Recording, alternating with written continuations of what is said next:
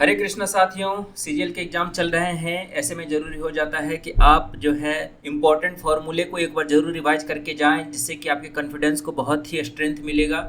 तो हमने यहाँ पर कंपाइल किया है सारे इंपॉर्टेंट फार्मूले को। ट्रिगोनोमेट्री से स्टार्ट करेंगे और धीरे धीरे सारे चैप्टर के इंपॉर्टेंट फार्मूले को देखेंगे।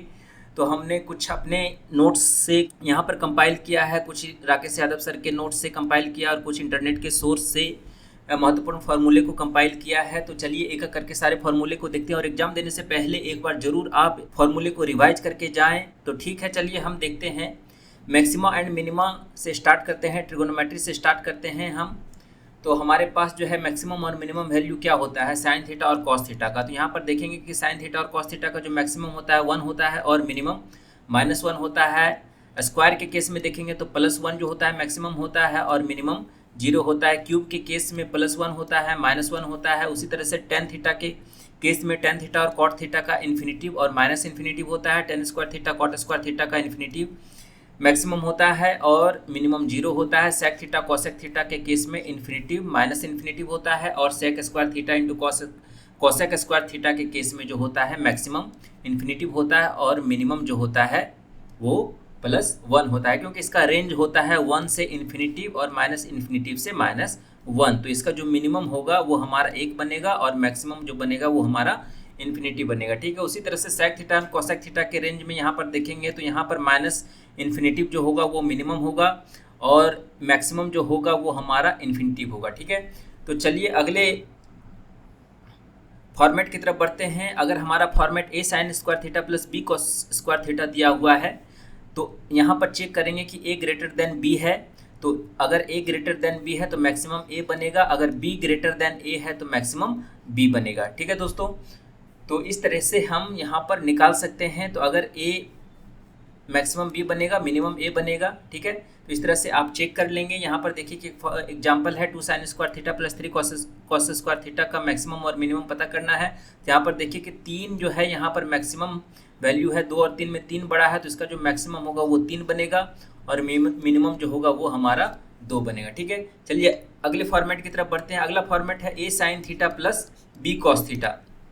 तो यहाँ पर जो मिनिमम बनेगा दोस्तों, यहाँ पर जो मैक्सिमम बनेगा वो +√a² प्लस b² बनेगा और यहाँ पर मिनिमम जो बनेगा वो a² minus √a² plus b² बनेगा, a sin theta plus b cos theta के केस में। ठीक है, अगर हमारे पास जो फॉर्मेट है sin to the power n theta into cos to the power n theta, तो हमारा जो मैक्सिमम होगा वो हमेशा 1/2 टू द पावर n बनेगा। ठीक है, जो भी n का पावर होगा यहाँ पर रखेंगे और आपके पास मिनिमम जो होगा वो डिपेंड करेगा कि n ऑड है या n इवन है। अगर n इवन है तो यहाँ पर मिनिमम 0 हो जाएगा, n ऑड है तो -1/2 टू द पावर 1 हो जाएगा। जो मैक्सिमम है यहाँ पर प्लस, वही यहाँ पर ये माइनस हो जाएगा। ठीक है, मिनिमम के केस में। ठीक है, तो n ऑड रहेगा तब। उसके बाद का फॉर्मेट है, अगर इवन नंबर से मल्टीप्लाई है, इसका जो पावर है sin to the power 2m theta plus cos to the power 2n theta, है ना, दोनों इवन नंबर का फॉर्मेट दिया हुआ है। ठीक है, और साइन और कॉस का फॉर्मेट है, तो इसका जो वैल्यू होगा वो लेस देन इक्वल टू 1 होगा। इसका मतलब है कि मैक्सिमम 1 ही इसका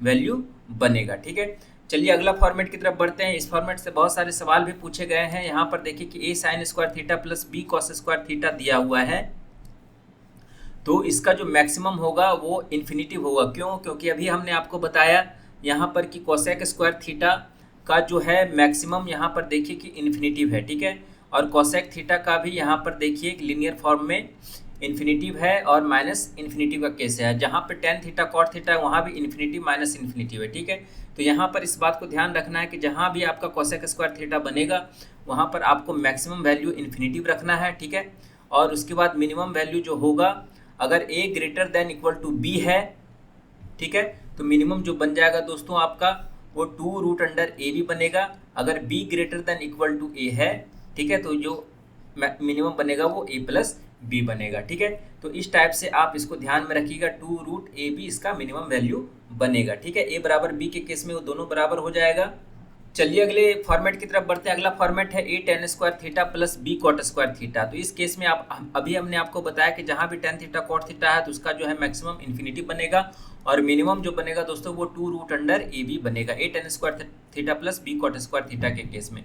उसी तरह से A sec square theta plus B cosec square theta है, तो हमने बताया कि यहाँ पर जो है मैक्सिमम इन्फिनिटी बनेगा और मिनिमम जो बनेगा दोस्तों वो root under A plus root under B का होल स्क्वायर बनेगा, जहाँ पे A sec square theta plus B cosec square theta का फॉर्मेट है। चलिए अगला फॉर्मेट है क्या है, हाँ कुछ इंपॉर्टेंट फार्मूले जिससे कि सवाल जो है बराबर पूछे गए थे प्रीवियस ईयर में। तो यहाँ पर देखिए कि sine A minus sine B का जो फार्मूला होता है वो 2 cos a plus B by two into sine A minus B by two होगा। cos a माइनस बी के केस में क्या होगा कि -2 sine A plus B by two into sine A minus B होगा, sine A minus B by two बनेगा। Sine A plus B के case में यहाँ पर साइन रखेंगे, कॉस रखेंगे, A plus B by two A minus B by two रखेंगे, cos A plus B cos B में दोनों तरफ कॉस रखेंगे, ठीक है। और यहाँ पर A plus B by two A minus B by two हमारा बनेगा। सिर्फ यहाँ पे चेंजिंग क्या होगा कि cos A minus cos B में इसमें ध्यान रखिएगा कि माइनस रखिएगा यहाँ पर आगे, और जो यहाँ पर साइन है, ठीक है, कॉस साइन हो जाएगा sine A plus B by two into sine A minus B by two. Cos A minus cos B में जो हमारा साइन रहेगा वो दोनों सेम रहेगा, ठीक है।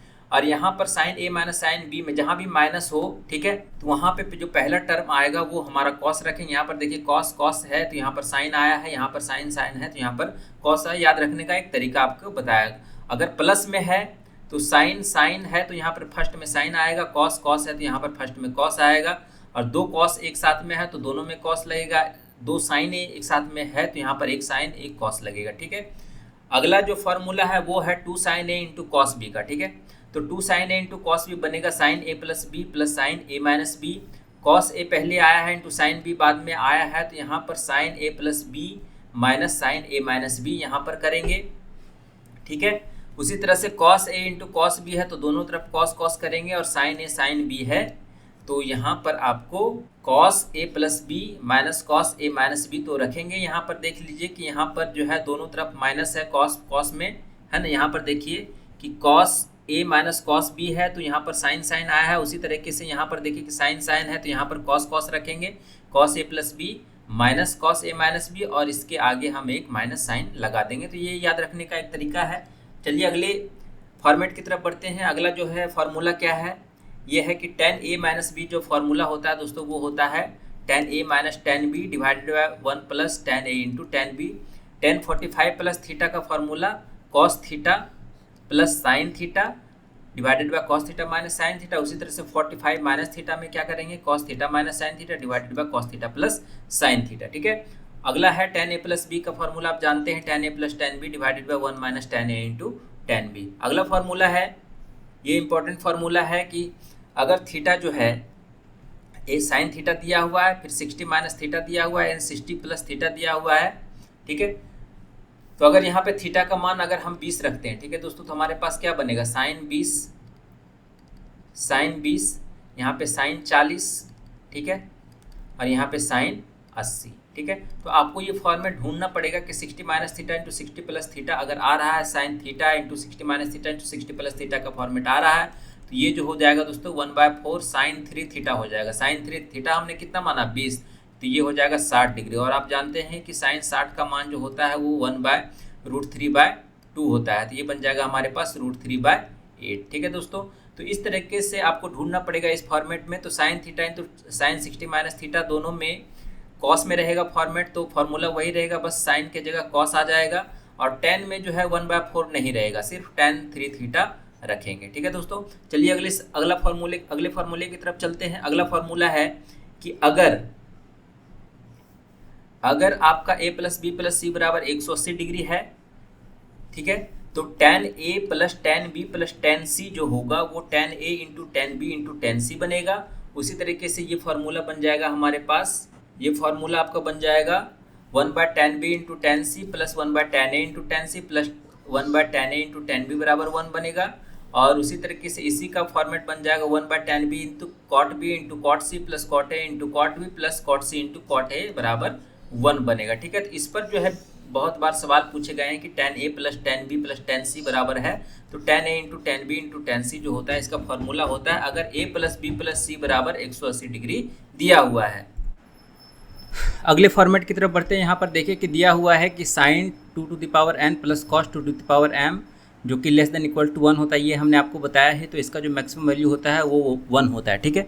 चलिए अगले फार्मूले की तरफ बढ़ते हैं। अगला फार्मूला है हमारा साइन 4, इसको याद रखने का है कि sine to the power 4 plus cos to the power 4 बराबर 1 minus 2 sine square theta into cos square theta, sine 6 theta plus cos 6 theta बराबर 1 minus 3 into sine square theta into cos square theta. अगर ये सब फार्मूले याद हैं तो calculation आपके स्ट्रांग हो जाएंगे। चलिए अगले सवाल की तरफ बढ़ते हैं। अगला सवाल है कि find the angle between the minute hand and hour hand of a clock when the time is 5:20 AM। ठीक है, तो आपको मिनट हैंड और घंटे की सुई और मिनट की सुई के बीच का एंगल पता करना है। तो ये वाला फार्मूला इस्तेमाल करना है।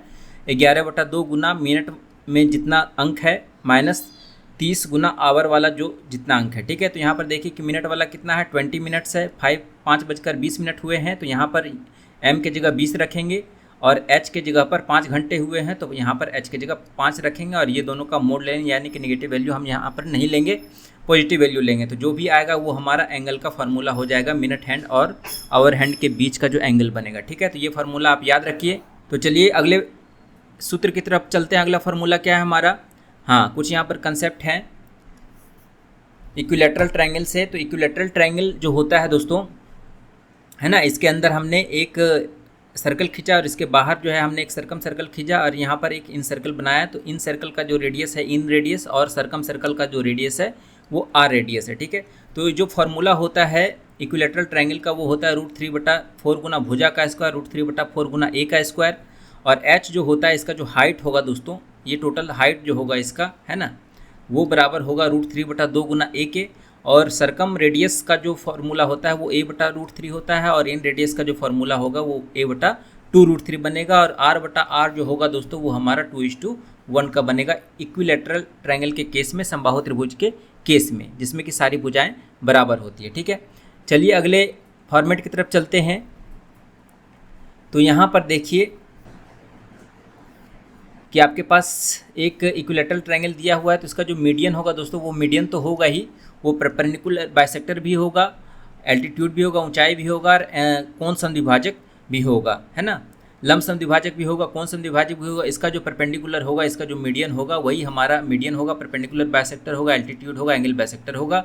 और जो होगा हमारा जितने भी सारे सेंटर हैं, जैसे कि सरकम सेंटर है, आर्थो सेंटर है, सेंट्रॉइड है और इन सेंटर है, वो सभी एक ही पॉइंट पे लाई करेगा। ठीक है, तो ये होता है हमारा इक्विलैटरल ट्रायंगल का प्रॉपर्टी।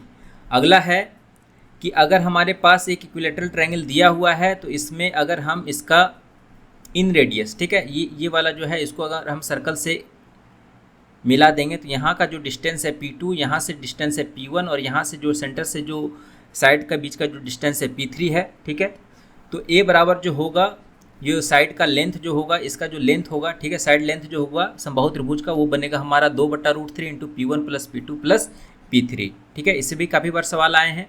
और दूसरा है कि अगर एक सर्कल है, ठीक है, एक हमारे पास सर्कल है और इसके अंदर में हमने एक त्रिभुज बनाया हुआ है, तो सर्कल के किसी भी पॉइंट से, सर्कल का जो किसी भी पॉइंट है ना, वहाँ पर हम एक बिंदु P लिया, ठीक है, और यहाँ से P से इसके शीर्ष को मिलाया PA, और इस पॉइंट से PB शीर्ष को मिलाया और इस पॉइंट से PC शीर्ष को मिलाया, तो जो PB बनेगा दोस्तों, जो PB बनेगा हमारा, PB बनेगा वो दो छोटे छोटे जो हमारे, है ना, लेंथ बन रहा है, यहाँ पे दो छोटा छोटा जो साइड लेंथ बन रहा है, यहाँ से P से PA और PC हमारा छोटा छोटा बन रहा है, तो वो जो हमारा बनेगा उसके सम के बराबर होगा। ठीक है, PA प्लस PC। ठीक है दोस्तों, तो ये याद रखिएगा, ये इंपॉर्टेंट फार्मूला है। ठीक है, तो यहाँ पर अगर कोई पॉइंट P है तो इसका जो लॉन्गेस्ट साइड होगा, लॉन्गेस्ट लेंथ होगा, वो दो छोटे छोटे लेंथ के सम के बराबर बनेगा। ठीक है, चलिए अगले फॉर्मेट की तरफ चलते हैं। अगला फॉर्मेट है हमारा, अभी जो हमने बताया वही कंसेप्ट बताया आपको, है ना, टॉलमी थ्योरम का कंसेप्ट यहाँ पर लगा के हम इस फॉर्मूले तक पहुँच सकते हैं, इस फॉर्मूले का डेरिवेशन कर सकते हैं।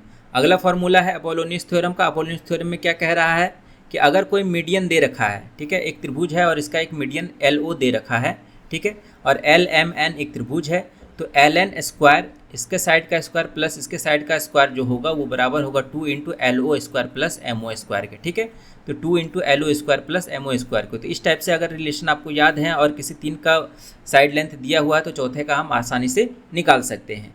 अगला है कि area of the largest square which one of the its vertices are coincide with the vertex of the right angle triangle. हमारे पास एक राइट एंगल ट्रायंगल दिया हुआ और इसके अंदर जो है एक स्क्वायर को फिट किया गया है।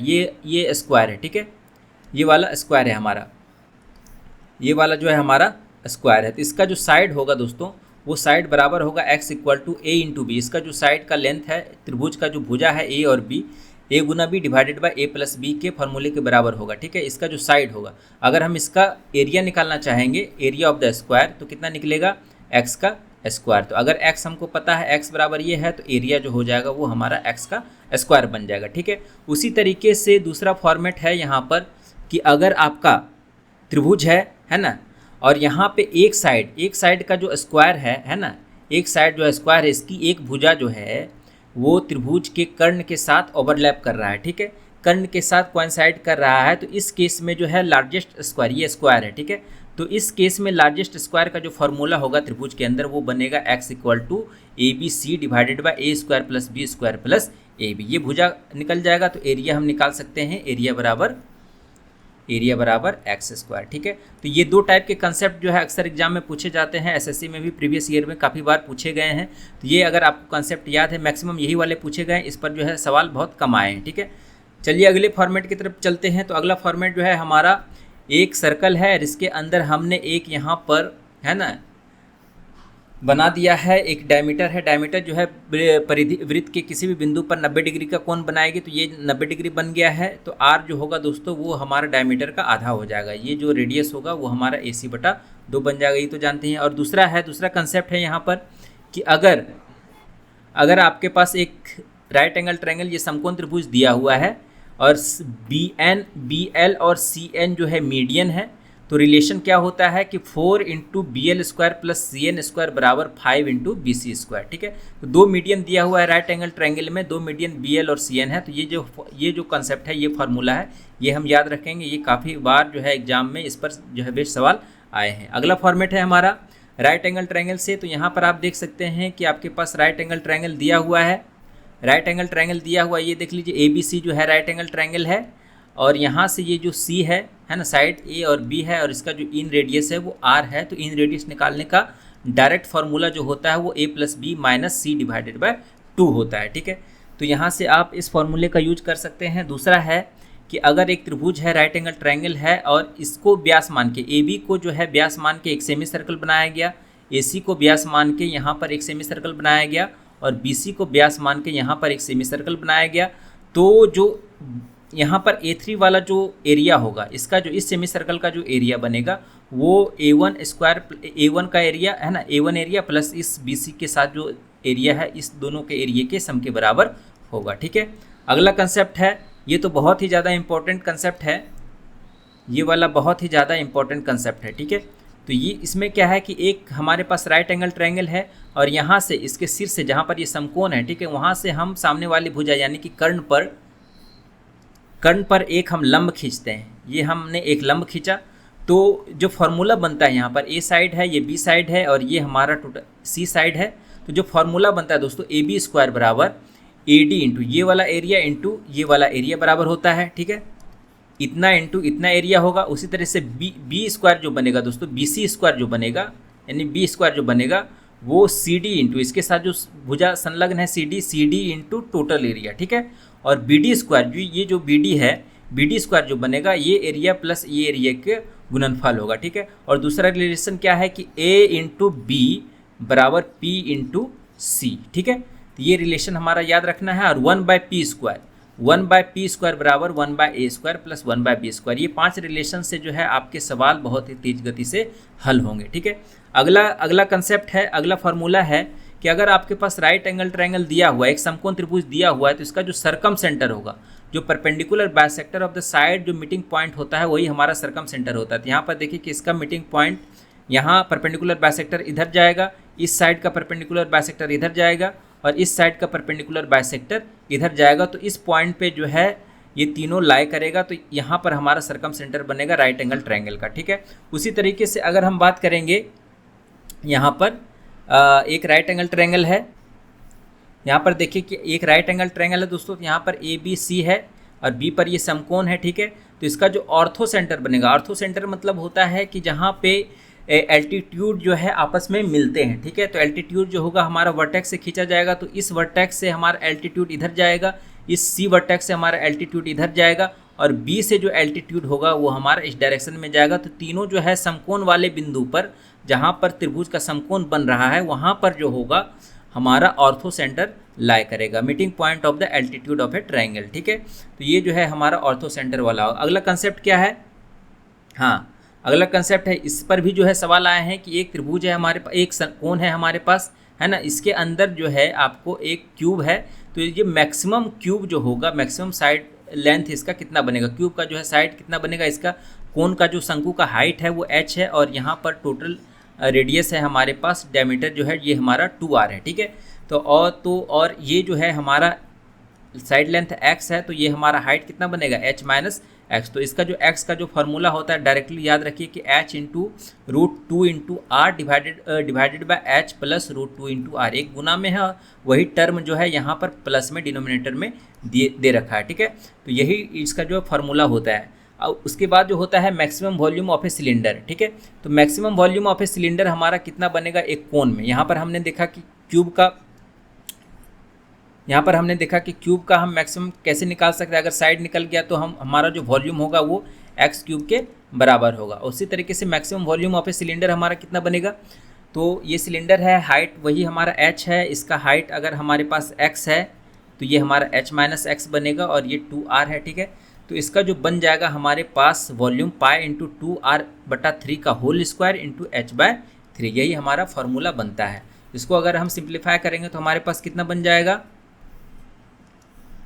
पाई इंटू 4/9 तिहाई 27, 4/27, ठीक है, r² h। तो इसको और रीअरेंज करेंगे तो 4/27 पाई r² h। तो ये फार्मूला हमारे पास बनेगा, 4/27 पाई r² h जो है इसका मैक्सिमम वॉल्यूम ऑफ सिलेंडर इन ए कोन बनेगा, ठीक है। अगला फार्मूला है मीडियंस का। तो मीडियन में हम यहाँ पर देखते हैं कि आपके पास क्या क्या दिया हुआ है। देखिए मीडियन जो होता है दोस्तों लाइन सेगमेंट होता है जो भुजा को दो बराबर भाग में विभाजित करता है, ठीक है। तो इसका जो प्रॉपर्टी होता है, तो जो जहाँ पे 3 मीडियन मिलते हैं आके, ठीक है, यहाँ पर एक मीडियन मिलेगा, है ना, AD एक मीडियन है और C से एक मीडियन गया है, ठीक है। तो ये तीनों का जो इंटरसेक्शन पॉइंट होता है उसको हम लोग बोलते हैं सेंट्रॉइड, है ना, सेंट्रॉइड केंद्रक, ठीक है। तो ये जो होता है हमारा मीटिंग पॉइंट होता है। और अगर हम कि 6 इक्वल ट्रायंगल में यहाँ जो मीडियन होगा दोस्तों वो हमारा 6 इक्वल ट्रायंगल में डिवाइड करेगा। 3 मीडियन हमने खींचा तो हमारे पास जो ट्रायंगल बन रहा है दोस्तों, 1 ट्रायंगल, 2 ट्रायंगल, 3 ट्रायंगल, 4, 5, 6, तो चारों का जो छेवों का जो एरिया होगा वो हमारा बराबर होगा। और ये जो फॉर्मेट होगा ये बराबर किसके होगा, 3 into AB square plus BC square plus CA square बराबर 4 into AD square plus B square plus CF square, यानी कि 3 और 4 का जो है रेशियो में ये हमारा रहता है। तो साइड के सम का स्क्वायर जो हो जाएगा हमारा बन जाएगा 4 इंटू इसका जो मीडियन का लेंथ है AD, यहाँ पर BE है और यहाँ पर CF है, तो 4 into AD square plus B square plus CF square, ये फॉर्मेट हमारा बन जाएगा। अगला फार्मूला अगर मीडियंस दे रखे हैं, ठीक है, तो यहाँ पर देखिए कि आपके पास जो है ABC ट्रायंगल दिया हुआ और मीडियन दिया हुआ है MA, MB और MC, ठीक है। MA, MB और MC आपका जो है मीडियन दे रखा है, ठीक है। तो अगर आप मीडियन से निकालना है दोस्तों आपको, अगर ABC दिया हुआ है, ये हमारा A है ना, ये हमारा B के साइड वाला B है और ये C है, तो मीडियंस अगर आपको निकालना है MA बराबर, तो इसका जो फॉर्मूला होता है √2B square plus 2C square minus A square divided bye 4, ठीक है। ये है आपका है फार्मूला। तो MA निकाल रहे हैं तो A वाला जो साइड का हम यहाँ पर स्क्वायर रखेंगे, बाकी जो अदर साइड है उसके स्क्वायर के साथ हम 2 गुना मल्टीप्लाई करेंगे और डिवाइडेड बाय 4 यहाँ पर रखेंगे। उसी तरह से MB निकालेंगे, MC निकाल सकते हैं, ठीक है। तो इससे भी जो है बराबर सवाल आते हैं, तो ये फार्मूला आप ध्यान में रखिएगा। अगला फार्मूला है कि अगर मीडियंस दिए हुए हैं तो आपको साइड निकालना है, ठीक है। तो साइड निकालने का क्या फार्मूला है, यहाँ पर आपने देखा कि आपको मीडियंस निकालना है, AB और C दिया हुआ है। उसी तरीके से यहाँ पर आपको साइड निकालना है ना, मीडियंस यहाँ पर दिए हुए हैं। तो इस केस में क्या करेंगे दोस्तों कि 2/3 से मल्टीप्लाई करेंगे और अंदर में सेम रहेगा, A वाला है तो A वाला का साथ जो मीडियन संलग्न है उसका स्क्वायर यहाँ पे घटाएंगे, ठीक है।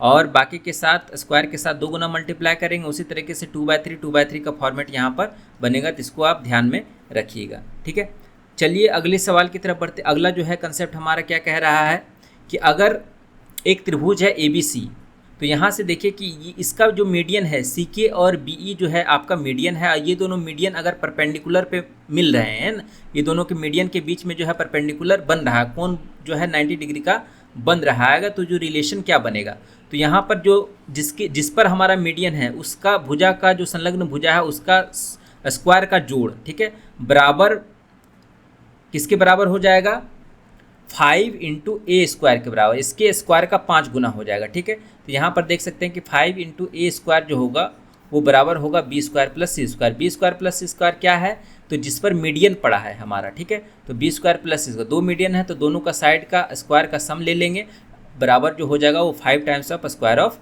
A हो जाएगा। ठीक है, तीसरी साइड के। अगला फॉर्मूला है हमारे पास कि area of the triangle when length of the medians is given, है ना। तो मीडियंस अगर दिया हुआ है, ठीक है, तो एरिया कैसे निकालेंगे, मान लेते हैं कि इसका लेंथ जो है मीडियंस का लेंथ दिया हुआ है UVW। ठीक है, UVW आपका लेंथ ऑफ द मीडियन है, ये U है, ये V है, ये W है। तो एरिया जो निकालेंगे हीरोन्स फार्मूला वाला ही area, S × S - A S - B S - C, उसमें अंतर क्या होगा कि 4/3 यहाँ पर हम मल्टीप्लाई कर देंगे। तो यहाँ पर साइड के जगह U रखेंगे, V रखेंगे, मीडियंस लेंथ रखेंगे, तो ये याद रखिएगा। इस पर भी सवाल जो है काफ़ी बार पूछे गए हैं। अगला कंसेप्ट है कि आपके पास 2 त्रिभुज है, ठीक है, इस तरह से इसका एक फॉर्मेट बना हुआ है, आपका एक फिगर बना हुआ है। तो इस केस में क्या करेंगे कि जो बीच वाला जो लंबाई है ना, इस पर जो है साइड पर जो लेंथ पड़ा है, तो ये बन जाएगा P बराबर, वो इसका जो फॉर्मूला होता है वो होता है 1/P बराबर 1/A + 1/B। ठीक है दोस्तों, तो P बराबर जो हो जाएगा यहाँ से AB/A + B।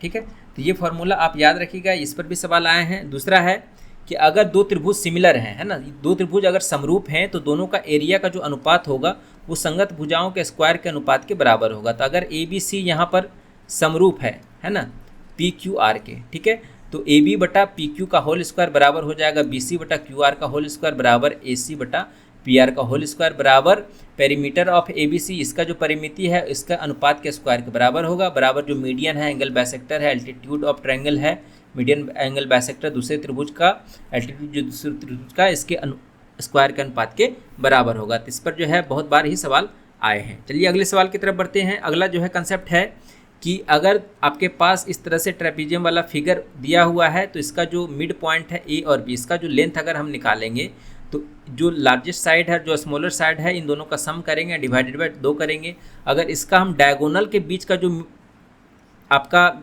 मिड पॉइंट दिया हुआ है, ठीक है, अगर E और F जो है डायगोनल का मिड पॉइंट दिया हुआ है, तो इसका जो हम लंबाई होगा वो A - B डिवाइडेड बाय 2 बनेगा। ठीक है, तो डायगोनल के केस में A - B/2 रखेंगे और यहाँ पर सिंपल यहाँ पर क्या रखेंगे A + B/2। अगला फॉर्मूला है टेंजेंट से, ठीक है, स्पर्श रेखा से। इस बार भी जो है सवाल बहुत बार पूछे जाते हैं, ये सब कॉमन चीज़ है। तो याद रखिएगा कि डायरेक्ट कॉमन टेंजेंट का जो फॉर्मूला होगा वो बराबर हो जाएगा, 2 सर्कल है और यहाँ से एक टेंजेंट स्पर्श रेखा खींची गई है AB, तो ये बराबर हो जाएगा √D² - R का होल स्क्वायर। ठीक है, उसी तरीके से ट्रांसवर्स कॉमन टेंजेंट जो है वो हमारा फॉर्मूला क्या होगा, अगर ये एक दूसरे को है ना तिरछे रूप से यहाँ पर देखिए कि स्पर्श करे 2 त्रिभुज को, तो इसका ट्रांसवर्स कॉमन टेंजेंट का जो फॉर्मूला होगा वो D² माइनस फॉर्मूला यही रहेगा, बस R माइनस की जगह R + R का होल स्क्वायर बन जाएगा। उसी तरीके से 2 सर्कल 2 वृत्त अगर आपस में जो है बाहरी रूप से स्पर्श कर रहे हैं, तो इस केस में जो है डायरेक्ट कॉमन टेंजेंट का जो फॉर्मूला बनेगा AB बराबर 2√R × R बनेगा। ठीक है, अगला फार्मूला है कि एक सर्कल है ना, एक PT जो है आपका टेंजेंट है और AB है ना, ये आपका 2 बिंदु पर जो है वृत्त को काट रही है PA × PB। तो इसका जो फार्मूला होता है PA × PB, है ना, छोटा और टोटल, है ना, PA × PB बराबर जो होगा वो PT² के बराबर होगा। ये वाला फार्मूला आपको याद रखना है। अगला फार्मूला है, यहाँ पर आपको फिगर दिख रहा होगा, हम अल्टरनेट सेगमेंट थ्योरम आपको बताना चाह रहे थे कि यहाँ पर देखिए कि अगर आपके पास यहाँ पर चल नहीं रहा, ठीक है, यहाँ पर देखिए कि ये वृत्त है ना, और ये जो है एक कोड है ना, ए बी जो है, ये ए और सी जो है ये वाला एक कोड है ना। यहाँ पर आपको हम बता देते हैं कि ये एक वृत्त है ना, और ये जो है एक स्पर्श रेखा है, और ये जो है कोड है हमारा, है ना। तो इसके बीच में जो एंगल बन रहा है, इसके बीच में जो एंगल बन रहा है ये मान लेते हैं थीटा है। तो इस कोड के द्वारा जो अल्टरनेट सेगमेंट में जो एंगल बनेगा, ये वाला एंगल है ना, वो भी हमारा थीटा ही बनेगा। ठीक है, ये थीटा और ये थीटा जो है आपस में बराबर होगा। तो अल्टरनेट सेगमेंट थ्योरम यही कहता है कि जो कोड है हमारा, ये ए और बी जो है हमारा कोड है ना। तो जीवा के द्वारा स्पर्श रेखा पर जो कोण बन रहा है, उसी जीवा के द्वारा वृत्त के अल्टरनेट सेगमेंट में जो कोण बनेगा परिधि पर, वो हमारा बराबर होगा। ये थीटा है तो ये भी हमारा थीटा बनेगा। ठीक है, दूसरा है कि सेम सेगमेंट में, है ना, यही जीवा जो है अगर वृत्त के सेम सेगमेंट में, है ना, सेम एंगल बनाएंगे, तो ये जीवा है ना, बी डी जो है, तो यहाँ पर ए और सी का जो एंगल बनेगा वो हमारा बराबर बनेगा। और जो डायगोनल ये हमारा जो डायमीटर है वो वृत्त के सेमी सर्कल पर जो है 90 डिग्री का कोण बनेगा। ठीक है, उसी तरीके से और क्या है इसमें, हाँ, साइक्लिक क्वाड्रिलेटरल में, चक्रीय चतुर्भुज में क्या होगा कि इसका जो सम होगा, है ना, वो 180 डिग्री के बराबर होगा। जब अपोजिट एंगल का जो सम होगा वो 180 डिग्री के बराबर होगा। ठीक है, तो ये कंसेप्ट थे। अगला कंसेप्ट है, अगला फॉर्मूला यहीं पर देखिए कि आपको बताया सर्कल थ्योरम में क्या है कि angle between A tangent and radius is 90 degree. ये 90 डिग्री होता है, सेमी सर्कल जो है 90 डिग्री का कोण बनाता है। उसी तरीके से angles in the same segments, यहाँ पर देखिए कि ए बी जो है जीवा है, तो यहाँ पर जो इस सेगमेंट में एक्स एंगल बना रहा है, इस सेगमेंट में वाई एंगल बना रहा है, और यहाँ पे जेड एंगल बना रहा है, तो एक्स बराबर वाई बराबर जेड बनेगा। Angle at the centre of a circle is twice the circumference, यानी कि सर्कमफ्रेंस पे जो एंगल बन रहा है वो सेंटर में जो एंगल बनेगा वो इसका दुगना बनेगा, केंद्र पर का कोण दुगना होगा। और अपोजिट सेगमेंट में क्या होगा कि सप्लीमेंट्री होता है एंगल, अगर ये थीटा है तो ये 180 माइनस थीटा बनेगा, उसी केस में अगर ये वाई है तो ये 180 माइनस वाई बनेगा। दोनों का सम जो होगा अपोजिट का वो हमारा 180 बनेगा, और अल्टरनेट सेगमेंट्स में जो एंगल बनेगा वो हमारा इक्वल बनेगा। ये देखिए कि ये स्पर्श रेखा है और ये एक, है ना, जीवा है, मान लेते हैं कि ए और बी। तो यहाँ पर जो एंगल बन रहा है थीटा, वो वृत्त के अल्टरनेट सेगमेंट में, इस सेगमेंट में जो एंगल बनाएगा, है ना, यही जीवा के द्वारा इस सेगमेंट में जो एंगल बनेगा वो हमारा थीटा ही एंगल बनेगा। ठीक है, अगला कंसेप्ट है यहाँ पर देखिए कि सेम हम चीज़ को उठाए हैं, ए है तो यहाँ पर केंद्र पर 2a बनेगा, और डायमीटर सेमी सर्कल जो है 90 डिग्री का एंगल बनाएगा। यहाँ पर देखिए कि सेम सेगमेंट पे जो एंगल होगा वो हमारा इक्वल बनेगा। Cyclic quadrilateral B plus D बराबर 180 बनेगा, ए प्लस सी बराबर 180 बनेगा। और यहाँ पर परपेंडिकुलर लाइंस जो होगा सेंटर से डालेंगे तो कोड जो है 2 बराबर भाग में विभाजित होगा, और यहाँ पर स्पर्श रेखा पर यहाँ पर अगर खींचेंगे तो angle between tangent and radius जो बनेगा वो हमारा, है ना, कितना बनेगा, 90 डिग्री का बनेगा। और अल्टरनेट सेगमेंट में आपको बताया कि अल्टरनेट सेगमेंट में जो एंगल बनेगा वो हमारा,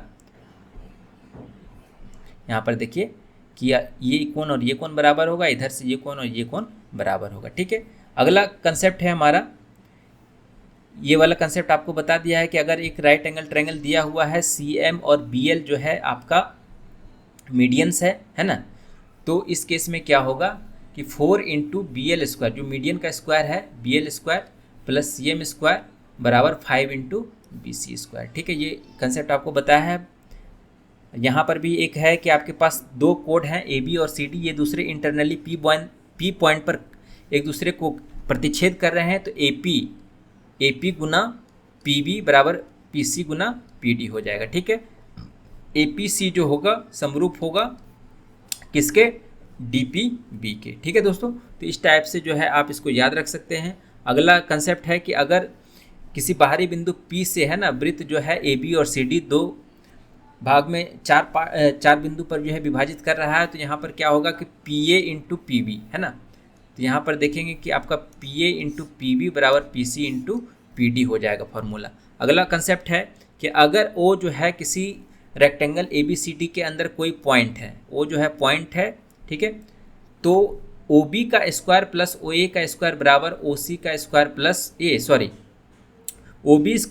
OB का स्क्वायर प्लस इसका स्क्वायर प्लस OD का स्क्वायर बराबर OA square plus OC square के बराबर होता है। अगला कंसेप्ट है सरकम सेंटर का, तो सरकम सेंटर जो क्या होता है वो परपेंडिकुलर बाइसेक्टर का मीटिंग पॉइंट होता है, इंटरसेक्शन पॉइंट होता है, ठीक है।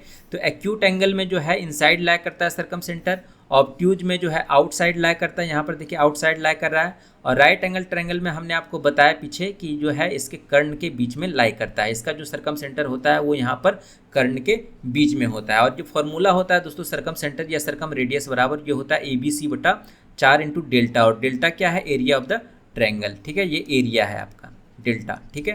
तो ये फॉर्मूला याद रखिएगा, इस पर भी सवाल आते हैं। त्रिभुज की 3 भुजाएं दे दी हुई रहती है, एरिया दिया हुआ, तो वहाँ से हम सरकम रेडियस निकाल सकते हैं। अगला कंसेप्ट है इन सेंटर का। इन सेंटर में क्या दिया हुआ है कि जो किसी त्रिभुज के अंदर हम तीनों भुजाओं को स्पर्श करते हुए एक वृत्त खींचेंगे तो ये जो होगा हमारा इन सर्कल बनेगा, और इसका जो रेडियस होगा वो इन रेडियस होगा दोस्तों।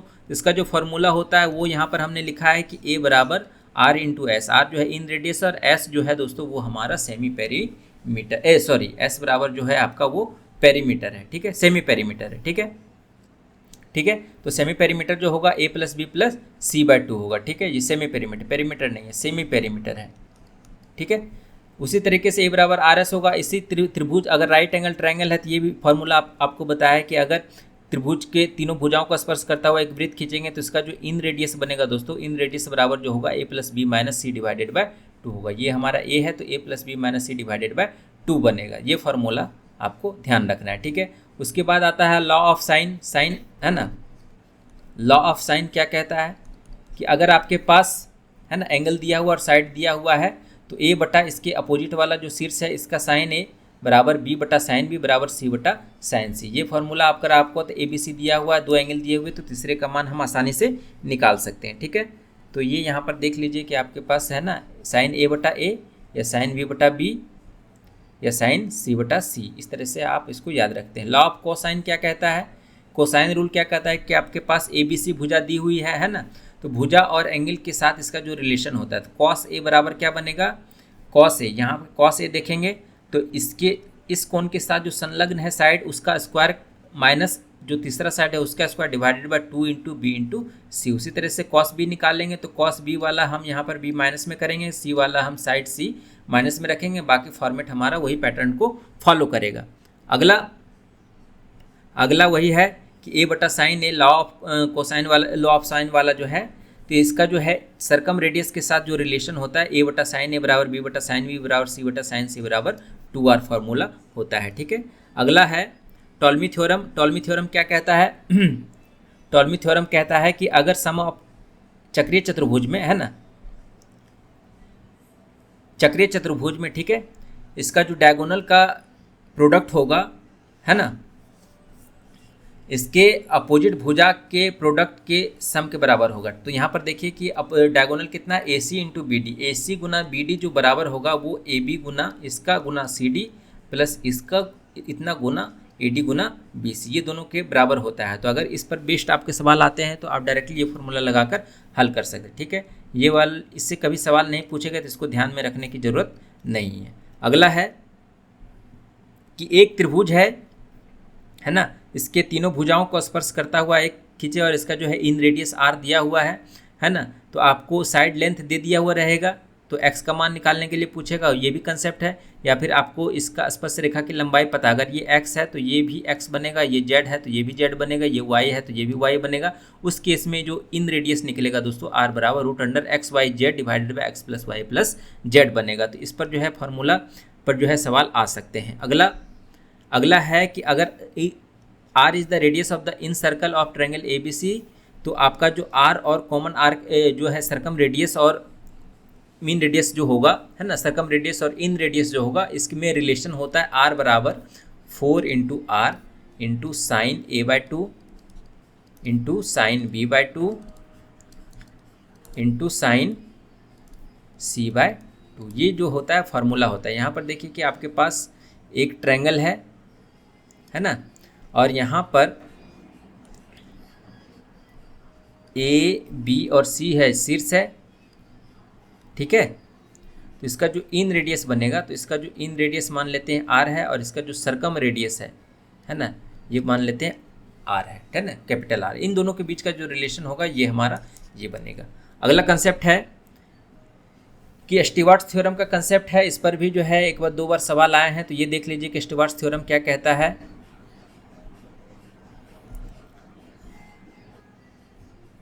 यहाँ पर हम लिख देते हैं कि B square M plus C square N जो होगा वो बराबर होगा किसके, A into D square plus M into N. ठीक है, तो यहाँ पर देखिए कि आपका लेंथ दिया हुआ है, एक ट्रायंगल है, इसका लेंथ दिया हुआ है ना। डी जो है सिवियन लेंथ है, या मीडियन भी हो सकता है, या ये हो सकता है, कुछ भी लेंथ यहाँ पर दिया हुआ है। ठीक है, और ए बी सी का लेंथ दिया हुआ है, और ये जो डी है, ये जो लेंथ है वो त्रिभुज की भुजा को m/n/m के रेशियो में बांट रहा है। ठीक है, तो B square into M plus C square into N जो होगा वो बराबर होगा A into D square plus M into N. ठीक है, तो इससे हम किसी भी चीज़ का फॉर्मूला हम निकाल सकते हैं, माध्यिका की लंबाई निकाल सकते हैं, है ना, कोई भी एल्टीट्यूड की लंबाई निकाल सकते हैं। त्रिभुज की तीनों भुजाएं दी हुई है, यहाँ पर कोई भी लेंथ दिया हुआ है तो आप यहाँ पर इस फॉर्मूले से हम उसको निकाल सकते हैं, रेशियो अगर 1:n/m के रेशियो में दिया हुआ है तो। ठीक है, चलिए अगले कंसेप्ट की तरफ बढ़ते हैं। अगला फॉर्मूला क्या कहता है, एक्स रेडियस का। ठीक है, तो एक्स रेडियस जो होता है दोस्तों वो होता है डेल्टा बटा एक्स माइनस ए, है ना। एक्स रेडियस जो होता है वो होता है कि एक त्रिभुज के, है ना, एक त्रिभुज कि दो साइड को अगर हम एक्सटेंड करते हैं, यहाँ पर देखिए कि इस साइड को हमने एक्सटेंड किया और ए बी साइड को एक्सटेंड किया, और तीनों साइड से होते हुए हम एक सर्कल बनाते हैं, तो इसका जो रेडियस होता है, इसका जो रेडियस होता है वो एक्स रेडियस कहलाता है। ठीक है, तो तीनों साइड से टच करता हुआ हम एक टेंजेंट खींचते हैं, है ना, एक सर्कल बनाते हैं, तो वो हमारा होता है। और एक्स सेंटर, एक सर्कल जो होता है दोस्तों वो intersection of two external angle bisector पे ला करता है। इसका जो एंगल बाइसेक्टर होगा और इसका जो एंगल बाइसेक्टर होगा, है ना, ये मीटिंग पॉइंट होता है। ठीक है, तो इसका एंगल बाइसेक्टर होगा और इसका जो एंगल बाइसेक्टर होगा वो हमारा इसका मीटिंग पॉइंट होता है एक्स। इसका जो फॉर्मूला होता है दोस्तों वो होता है एरिया बराबर, है ना, इसका जो रेडियस होता है, एक्स रेडियस का जो फॉर्मूला होता है वो होता है डेल्टा बटा एक्स माइनस एस माइनस ए, और एस जो होता है दोस्तों आप जानते हैं सेमी पेरीमीटर होता है। तो ए बी सी त्रिभुज का हम सेमी पेरीमीटर निकाल देंगे, एस बराबर ए प्लस बी प्लस सी बाय 2 होता है।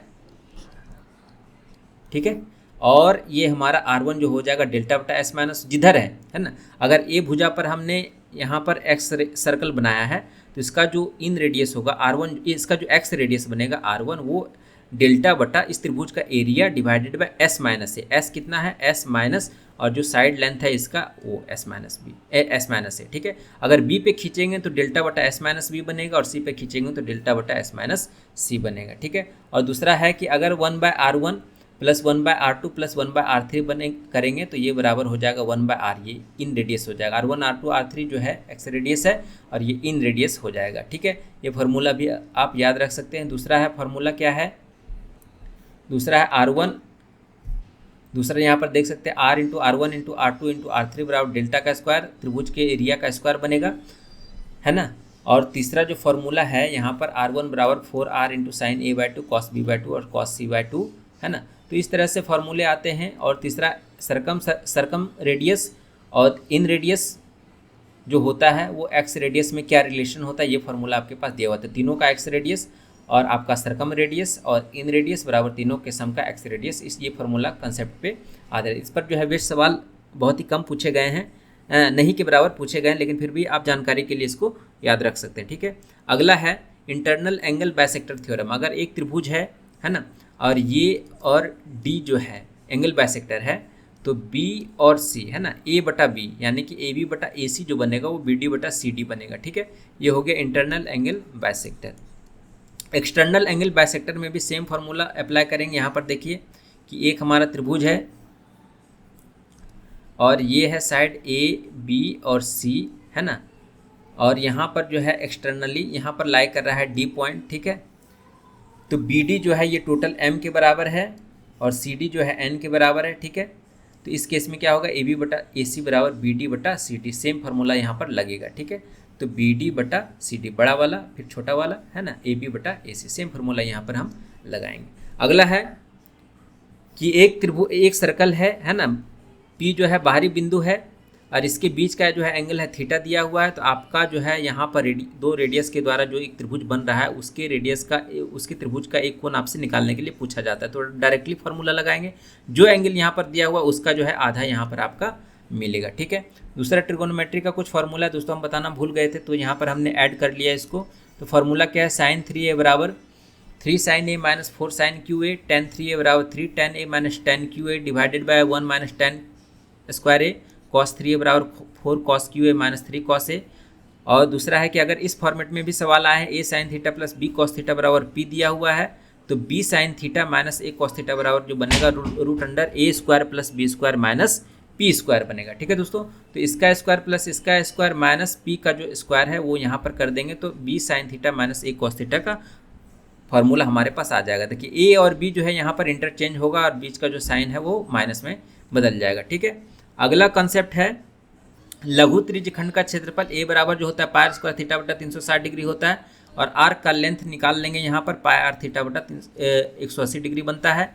एरिया ऑफ ट्रायंगल यहाँ से अगर हम निकालेंगे कि लघु त्रिज्यखंड में जो हमारा एरिया बनेगा त्रिभुज का है ना, वो अगर यहाँ पर थीटा एंगल दिया हुआ है तो फॉर्मूला क्या होता है पाई स्क्वायर थीटा। टोटल का एरिया में से हम इस सेगमेंट का एरिया घटा देंगे तो हमारा त्रिभुज का एरिया निकल जाएगा। तो ये पाई स्क्वायर थीटा टोटल हो गया 360 minus half into are into sine theta बनेगा त्रिभुज का एरिया। इस त्रिभुज का एरिया देखिए कि अगर आपके पास दो त्रिभुज दिया हुआ है और इसमें एक एंगल दिया हुआ है और ये आर है ये आर है, तो त्रिभुज का एरिया कैसे निकालेंगे, half into are into sine theta, इसके बीच का जो एंगल है वो हमारा एरिया का फॉर्मूला बनता है। ठीक है, तो अगर दो त्रिभुज दिया हुआ है उसके बीच में एक त्रिभुज दिया हुआ है और दो साइड लाइन दिया हुआ है उसके बीच का एंगल दिया हुआ है, तो half into A into B into sine theta से हम इसका निकाल सकते हैं। ठीक है, उसके बाद आता है समलंब त्रिभुज का। तो समलंब त्रिभुज में यहाँ पर आप देखते हैं कि आपके पास समलंब त्रिभुज दिया हुआ है, हाइट जो है h दिया हुआ है और a और b जो है इसका साइड है, तो आप यहाँ पर इसका जो एरिया हाफ इंटू ए प्लस बी इंटू एच के बराबर होगा। और दूसरा है कि अगर angle between the angle bisector and the height of A triangle. ठीक है दोस्तों, तो यहाँ पर कि एंगल एक त्रिभुज है और ये एक एंगल बाइसेक्टर है ना, ये जो पॉइंट है हमारा ए डी है ना, A B C D, A B D जो है वो एंगल बाइसेक्टर है, ये एंगल और ये एंगल बराबर है। ठीक है, और एक परपेंडिकुलर हमने यहाँ पर एल्टीट्यूड खींच दिया है ना, मान लेते हैं कि बी एम जो है हमारा एक एल्टीट्यूड है, तो इन दोनों के बीच का जो एंगल का जो फार्मूला होता है गामा बराबर क्या बनेगा, हाफ इंटू ये एंगल माइनस ए एंगल का डिफरेंस करेंगे और उसका हम आधा कर देंगे, तो बीच वाला एंगल हमारा निकल जाएगा। इस पर भी काफ़ी बार प्रीवियस ईयर में सवाल पूछे गए हैं।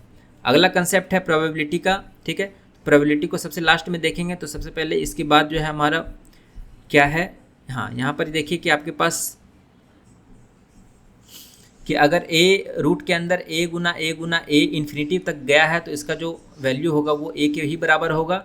अगर कुछ स्पेसिफिक n टर्म तक गया है, ठीक है, तो n टर्म तक गया है तो इसका जो फार्मूला होता है ये होता है फार्मूला, इसको याद रखिए a जो भी टर्म यहाँ पर दिया हुआ इस पर जो है 2 टू द पावर n जितना बार रिपीट हुआ है n minus 1 divided 2 to the power 1 ये फार्मूला होता है।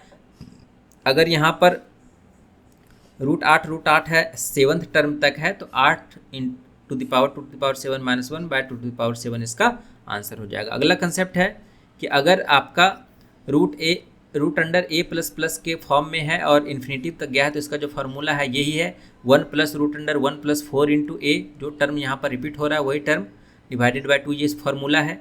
और अगर माइनस के केस में है तो सिर्फ यहाँ पर माइनस करना है, बाकी फॉर्मेट हमारा सेम रहेगा।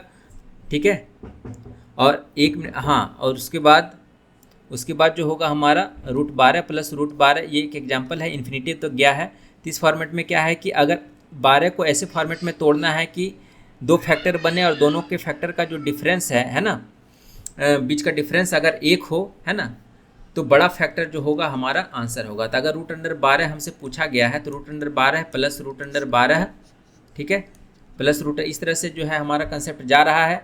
ठीक है, और इन्फिनिटी तक जा रहा है। तो इस केस में 12 को हम 4 और 3 के फॉर्मेट में तोड़ेंगे और देखेंगे 3 और 4 के बीच में जो है कॉमन फैक्टर क्या है, 1 है। तो हमारा जो है डिफरेंस जो है 1 है, 4 और 3 का जो डिफरेंस है 1 है, तो जो मैक्सिमम वैल्यू होगा वो हमारा आंसर होगा। तो अगर प्लस के केस में है तो 4 बनेगा और माइनस के केस में है तो 3 बनेगा। ठीक है, तो इस तरह से हम इस सवाल को देखते हैं। चलिए दोस्तों अगले फार्मूले की तरफ चलते हैं। तो अगला फार्मूला हमारे पास दिया हुआ है कि x प्लस 1/x बराबर k है, तो x माइनस 1/x बराबर directly plus minus root under K square minus 4 बनेगा। उसी तरह से x माइनस 1/x बराबर k है, तो डायरेक्टली हम x प्लस 1/x निकालेंगे तो root under K square plus 4 बनेगा। तो यहाँ पर देखिए कि यहाँ पर जो प्लस साइन है तो रूट के अंदर भी हमारा प्लस साइन रहेगा। उसी तरीके से x square minus x square plus 1/x square बराबर k है, तो x square minus 1/x square directly निकालेंगे root under K square minus 4 से, ठीक है। उसी तरीके से अगर x square minus 1/x square बराबर k है, तो x square plus 1/x square बराबर के स्क्वायर प्लस 4 रखेंगे। तो यहाँ पर जो साइन है, जो निकालने वाला साइन है, जहाँ पर हम वैल्यू निकालेंगे जो साइन उसका है वही साइन हम रूट के अंदर डालेंगे। ये फॉर्मूला याद करने का ट्रिक है, ठीक है। चलिए अगले फार्मूले की तरफ चलते हैं। तो अगला फार्मूला हमारे पास है x प्लस 1/x बराबर k है, तो x square plus 1/x square बराबर क्या बन जाएगा, के स्क्वायर माइनस 2। उसी तरीके से x4 प्लस 1/x4 जो बन जाएगा, जो भी ये वैल्यू निकला है s, इसका एक्स स्क्वायर माइनस 2, ठीक है। और उसी तरीके से हम इसका फर्दर स्क्वायर करेंगे तो ये हमारा अगर ये t है तो ये हमारा बन जाएगा टी स्क्वायर माइनस 2। तो इस तरीके से हम फार्मूले को आगे बढ़ाते हैं। उसी तरीके से x माइनस 1/x बराबर k दिया हुआ है, तो x square plus 1/x square बराबर के स्क्वायर प्लस 2 बनेगा। यहाँ पर जो हमारा माइनस 2 था तो यहाँ पर प्लस 2 बनेगा। उसी तरीके से इसको स्क्वायर करेंगे तो एक्स स्क्वायर माइनस 2 बनेगा। x8 प्लस 1/x8 करेंगे तो ये जो वैल्यू निकला इसका जो है स्क्वायर माइनस 2 बनेगा, ठीक है। अगला फॉर्मूला है x माइनस 1/x बराबर k है, तो x Q minus 1/x Q बराबर के क्यू प्लस 3k। ये q है के क्यू प्लस 3k, और x प्लस 1/x बराबर k है, तो x Q plus 1/x Q बराबर के क्यू माइनस 3k, ठीक है। ये फॉर्मूला, इस पर बेस्ड बहुत बारी सवाल पूछे गए हैं। तो x प्लस 1/x बराबर k है, तो x5 प्लस 1/x5 बराबर का मान क्या होगा, इसको स्प्लिट कर देंगे, x square plus 1/x square, x Q plus 1/x Q minus x plus 1/x। तो ये चीज़ याद रखिएगा।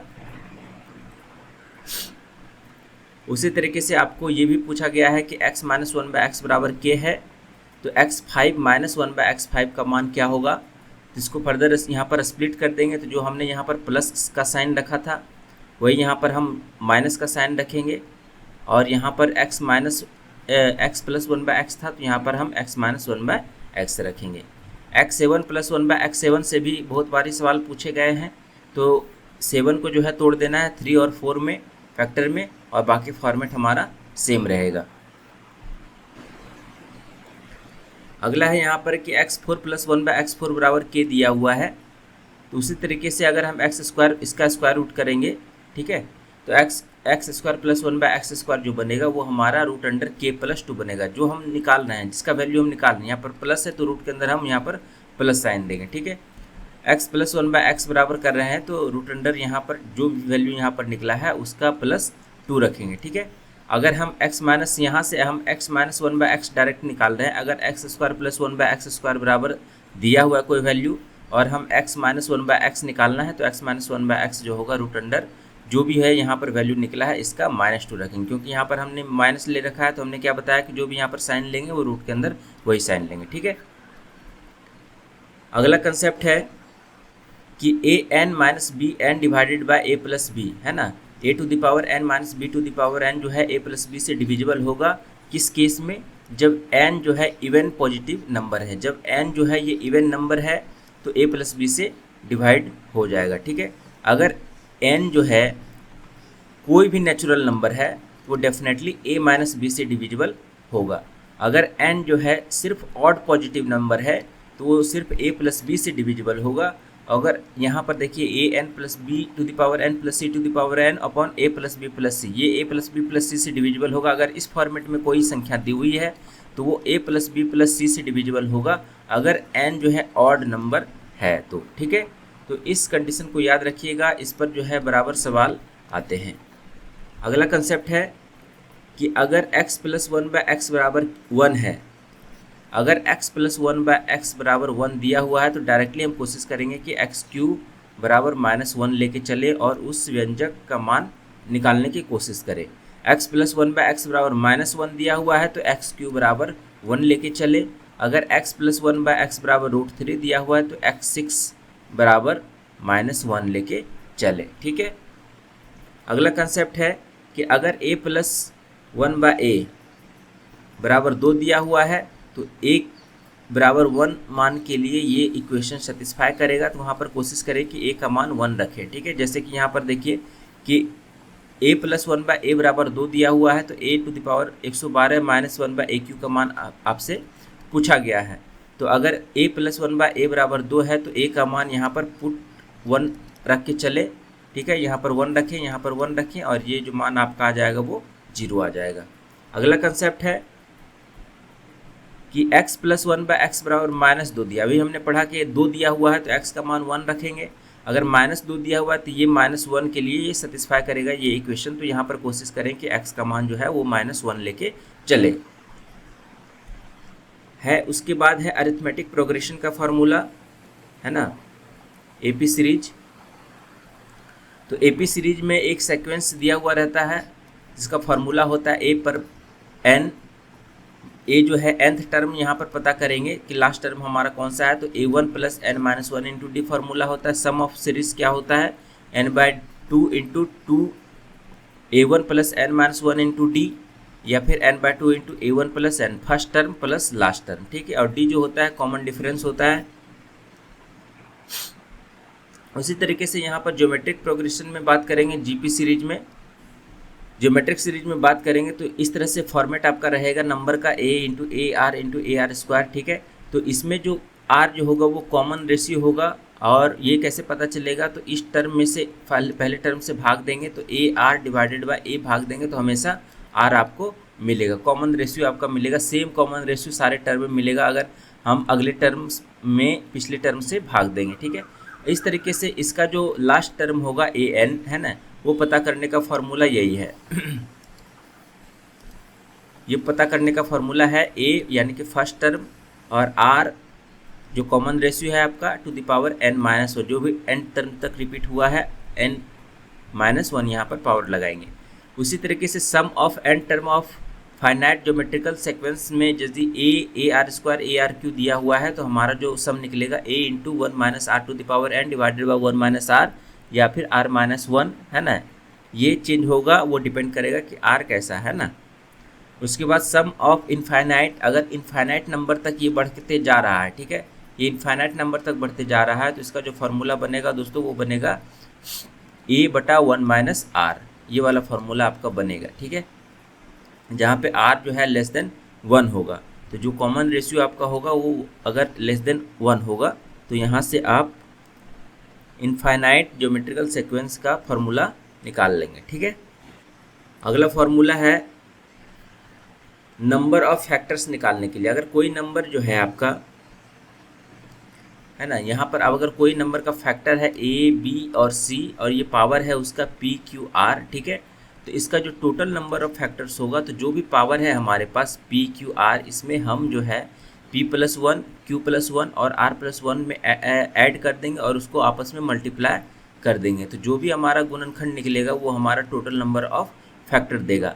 उसी तरीके से सम ऑफ फैक्टर्स निकालना, टोटल सम ऑफ फैक्टर्स निकालना, तो कैसे निकालेंगे, तो जो भी हमारे पास प्राइम नंबर है ए बी सी, ठीक है, ए बी सी हमारे पास प्राइम नंबर है तो यहाँ पर a⁻p+1 -1 डिवाइडेड बाई a-1 करेंगे गुना b⁻q+1 -1 डिवाइडेड बाई b-1 करेंगे। उसी तरीके से गुना c⁻r+1 डिवाइडेड बाई c-1 करेंगे तो ये हमारा टोटल सम ऑफ फैक्टर्स निकल जाएगा। तो यही जो फॉर्मूला होता है सम ऑफ फैक्टर्स निकालने का। ठीक है।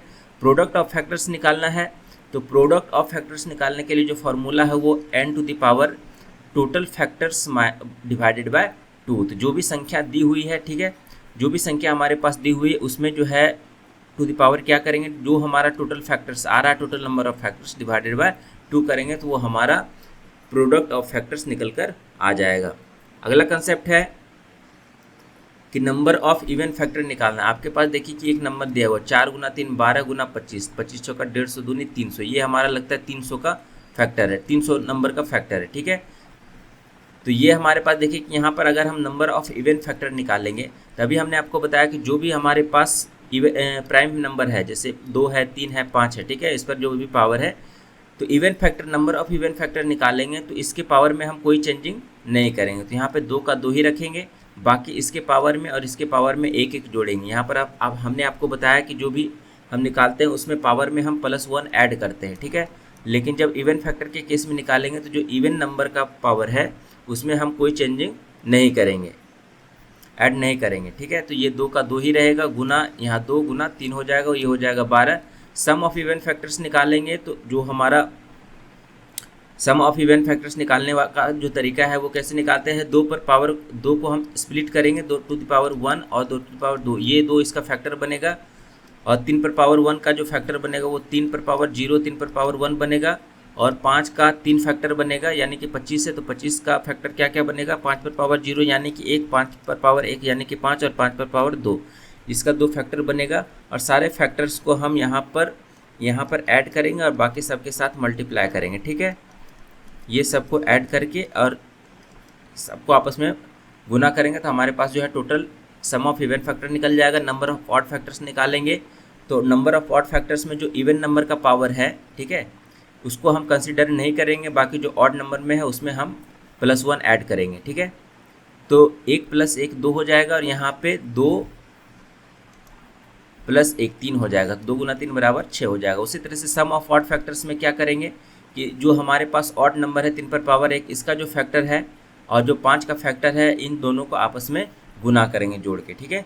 तो ये हमारा सम ऑफ ऑड फैक्टर्स निकल कर आ जाएगा। अगला कंसेप्ट है कि अगर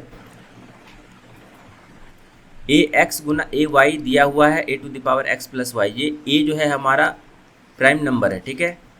तो जो नंबर बनेगा दोस्तों प्राइम फैक्टर्स, वो बनेगा a टू द पावर, ये यहाँ पर a to the power x है, ये ऐसे सपोज कीजिए a to the power x है, b to the power y है और गुना c to the power z है।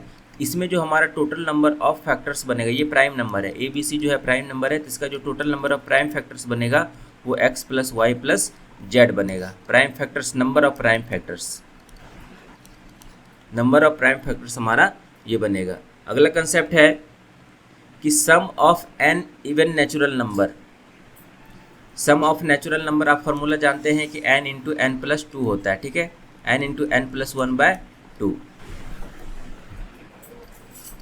तो यहाँ पर sum of n even natural number जो होगा वो n × n + 1 बनेगा। Sum of n natural odd number जो बनेगा वो n² बनेगा। स्क्वायर का जो सम होगा उसका जो फार्मूला बनेगा n × n + 1 × 2n + 1/6।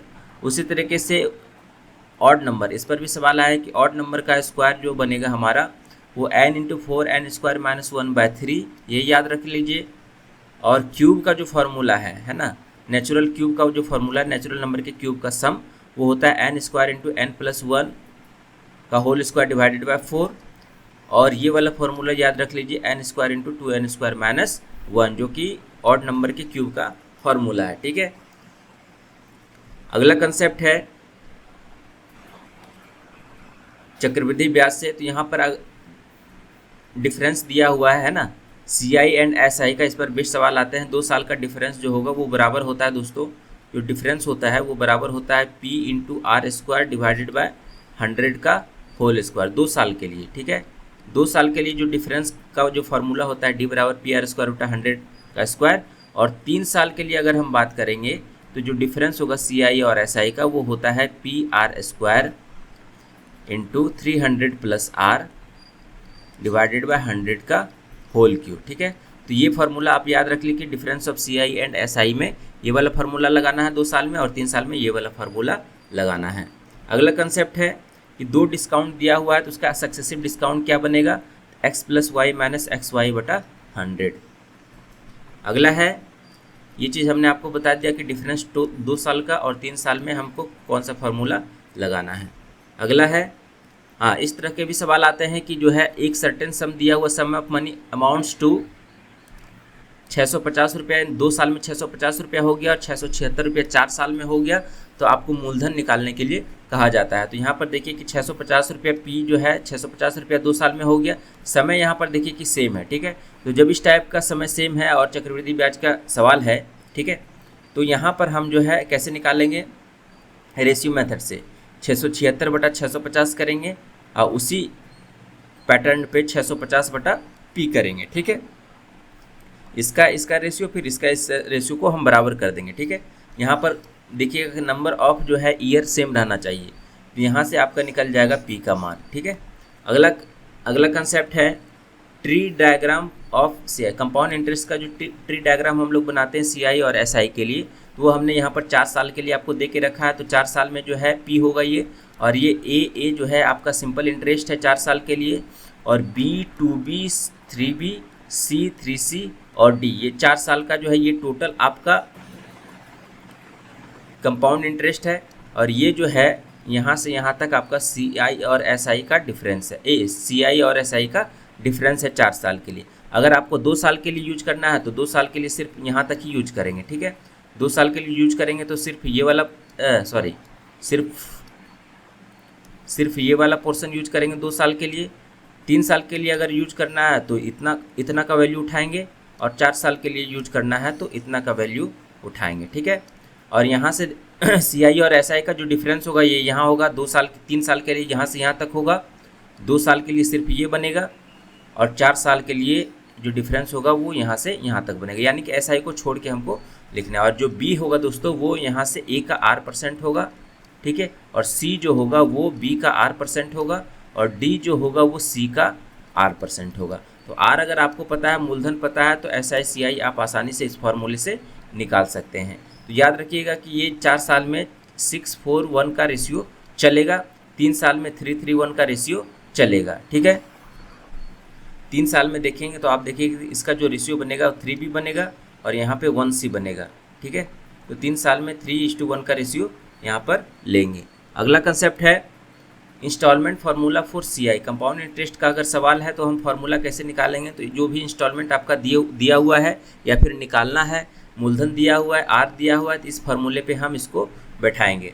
तो x डिवाइडेड बाय 1 + R जो दिया हुआ है बटा, ये हमने 4 साल के लिए निकाला, ठीक है। 3 साल के लिए हमने निकाला है, ठीक है। आप 4 साल के लिए भी निकाल सकते हैं, 2 साल के लिए भी निकाल सकते हैं। तो 2 साल के लिए सिर्फ इसको लेंगे, 3 साल के लिए इतना को हम रखेंगे और हम आंसर तक पहुंच जाएंगे इसको कैलकुलेशन करके, ठीक है। तो इस टाइप से जो है इंस्टॉलमेंट का फार्मूला यहाँ पर है। बाकी जो है इसके शॉर्ट ट्रिक या कैसे निकालने हैं वो वीडियो में हमने बताया है, और बहुत सारे वीडियो जो है अवेलेबल है यूट्यूब पे, वो पर आप देख सकते हैं रेशियो मेथड से, ठीक है। अगर सिंपल इंटरेस्ट में इंस्टॉलमेंट फार्मूला की बात करेंगे तो इसका एक फार्मूला है ड्यू डेप्ट, जो भी ऋण है आपका देय ऋण है 2 साल में 4 साल में, ठीक है, और रेट % आपका दिया हुआ है, तो इतना गुना 100 divided by 100 into t plus half into are into t minus 1, जहाँ पे आर जो है रेट है और टी जो है समय है। तो इस फार्मूला पे लगा के आप डायरेक्टली उसका इंस्टॉलमेंट निकाल सकते हैं। इस पर भी बेस्ट सवाल आते हैं कि if a certain sum of money of 10,400 रुपया जो है 14,000 ये 1,45,800 3 साल में हो गया, तो रेट ऑफ इंटरेस्ट आपको पता करना है कंपाउंड इंटरेस्ट में, ठीक है। तो क्या करना है कि जो भी आपके पास समय दिया हुआ है 3 साल का, ठीक है, तो जो भी अमाउंट है आपका यहाँ पे देखिए कि 1,02,400 है, वो बन गया 1,45,800। तो इसको सबसे सिंपलेस्ट फॉर्म में बदल देंगे, सबसे सिंपलेस्ट फ्रैक्शन में बदल देंगे, उसके बाद उसका क्यूब लगा देंगे। यहाँ पर 3 साल है तो यहाँ पर क्यूब लगाएंगे, यहाँ पर 2 साल रहेगा तो स्क्वायर रूट करेंगे, ठीक है। 1 ईयर रहेगा तो सिर्फ जैसा है वैसे ही रहने देंगे और उसका रेशियो निकाल लेंगे, और वहाँ से हम R% निकाल लेंगे, ठीक है दोस्तों। तो R जो बनेगा यहाँ पे जो भी इसका चेंजिंग आया है ना, उतना डिवाइडेड बाय जो टोटल अमाउंट है हमारा, टोटल प्रिंसिपल है हमारा रेशियो का, वो लगा देंगे, हमारे पास परसेंटेज निकल कर आ जाएगा। अगला कंसेप्ट है कि अगर कुछ certain sum of money becomes equal to 3 times of itself in 8 years, in how much time it will be 243 times of itself. इस तरह के भी सवाल आते हैं कि एक जो है पैसा जो है हमारा 3 गुना हो जाता है 8 साल में, तो 243 गुना कितने साल में होगा, ठीक है। तो यहाँ पर देखिए कि 8 साल में ये 3 गुना बन रहा है, तो 1 से बन गया 3, 3 से बन गया 9, 9 से बन गया 87, यानी कि 3 गुना 8 साल में वो बढ़ते जा रहा है। तो यहाँ पे ये पैटर्न बनेगा कि 3 पर पावर 1 है तो वो 8 साल में बन रहा है, तो 243 जो बन रहा है वो कितना का पावर बन रहा है हमारे पास, है ना। ये 3 गुना जो है, 3 गुना का ये कितना पावर बन रहा है, 243। तो आप कहेंगे कि 3 पर पावर 5 गुना बन रहा है, तो जो भी पावर यहाँ पर रहेगा उसमें हम 8 साल में यहाँ पर गुना कर देंगे, ठीक है, क्योंकि ये 8-8 साल में आगे बढ़ते जा रहा है और ये 3-3 गुना बढ़ते जा रहा है। तो 5 साल में जाएंगे तो ये 27 या 81 या 243, 40 साल में हमारा ये 243 गुना बन जाएगा। तो इस तरह के फॉर्मेट में ये चीज़ आपको ध्यान में रखना है। प्रॉफिट लॉस का जो फॉर्मूला है आप जानते हैं कि प्रॉफिट बराबर विक्रय मूल्य माइनस क्रय मूल्य, लॉस बराबर क्रय मूल्य माइनस विक्रय मूल्य। प्रॉफिट परसेंट जो होगा सीपी पे निकलेगा तो प्रॉफिट बटा सीपी गुना 100, लॉस परसेंट प्रॉफिट और लॉस जो है सीपी पे निकलेगा तो एल बटा यानी कि लॉस बटा सीपी गुना 100। सीपी का जो फॉर्मूला है वो विक्रय मूल्य गुना 100 डिवाइडेड 100 प्लस प्रॉफिट परसेंट, अगर लॉस रहेगा तो माइनस यहाँ पर रखेंगे। और एम पी बटा सी पी, ये फॉर्मूला इंपॉर्टेंट है, इसको याद रख लीजिएगा। 100 plus minus profit loss divided by 100 minus discount percent. D जो है यहाँ पर डिस्काउंट है, तो अगर प्रॉफिट रहेगा तो यहाँ पर 100 प्लस पी रखेंगे और लॉस रहेगा तो 100 माइनस एल रखेंगे, ठीक है। और बाकी जो है यहाँ पर 100 माइनस डी सेम रहेगा।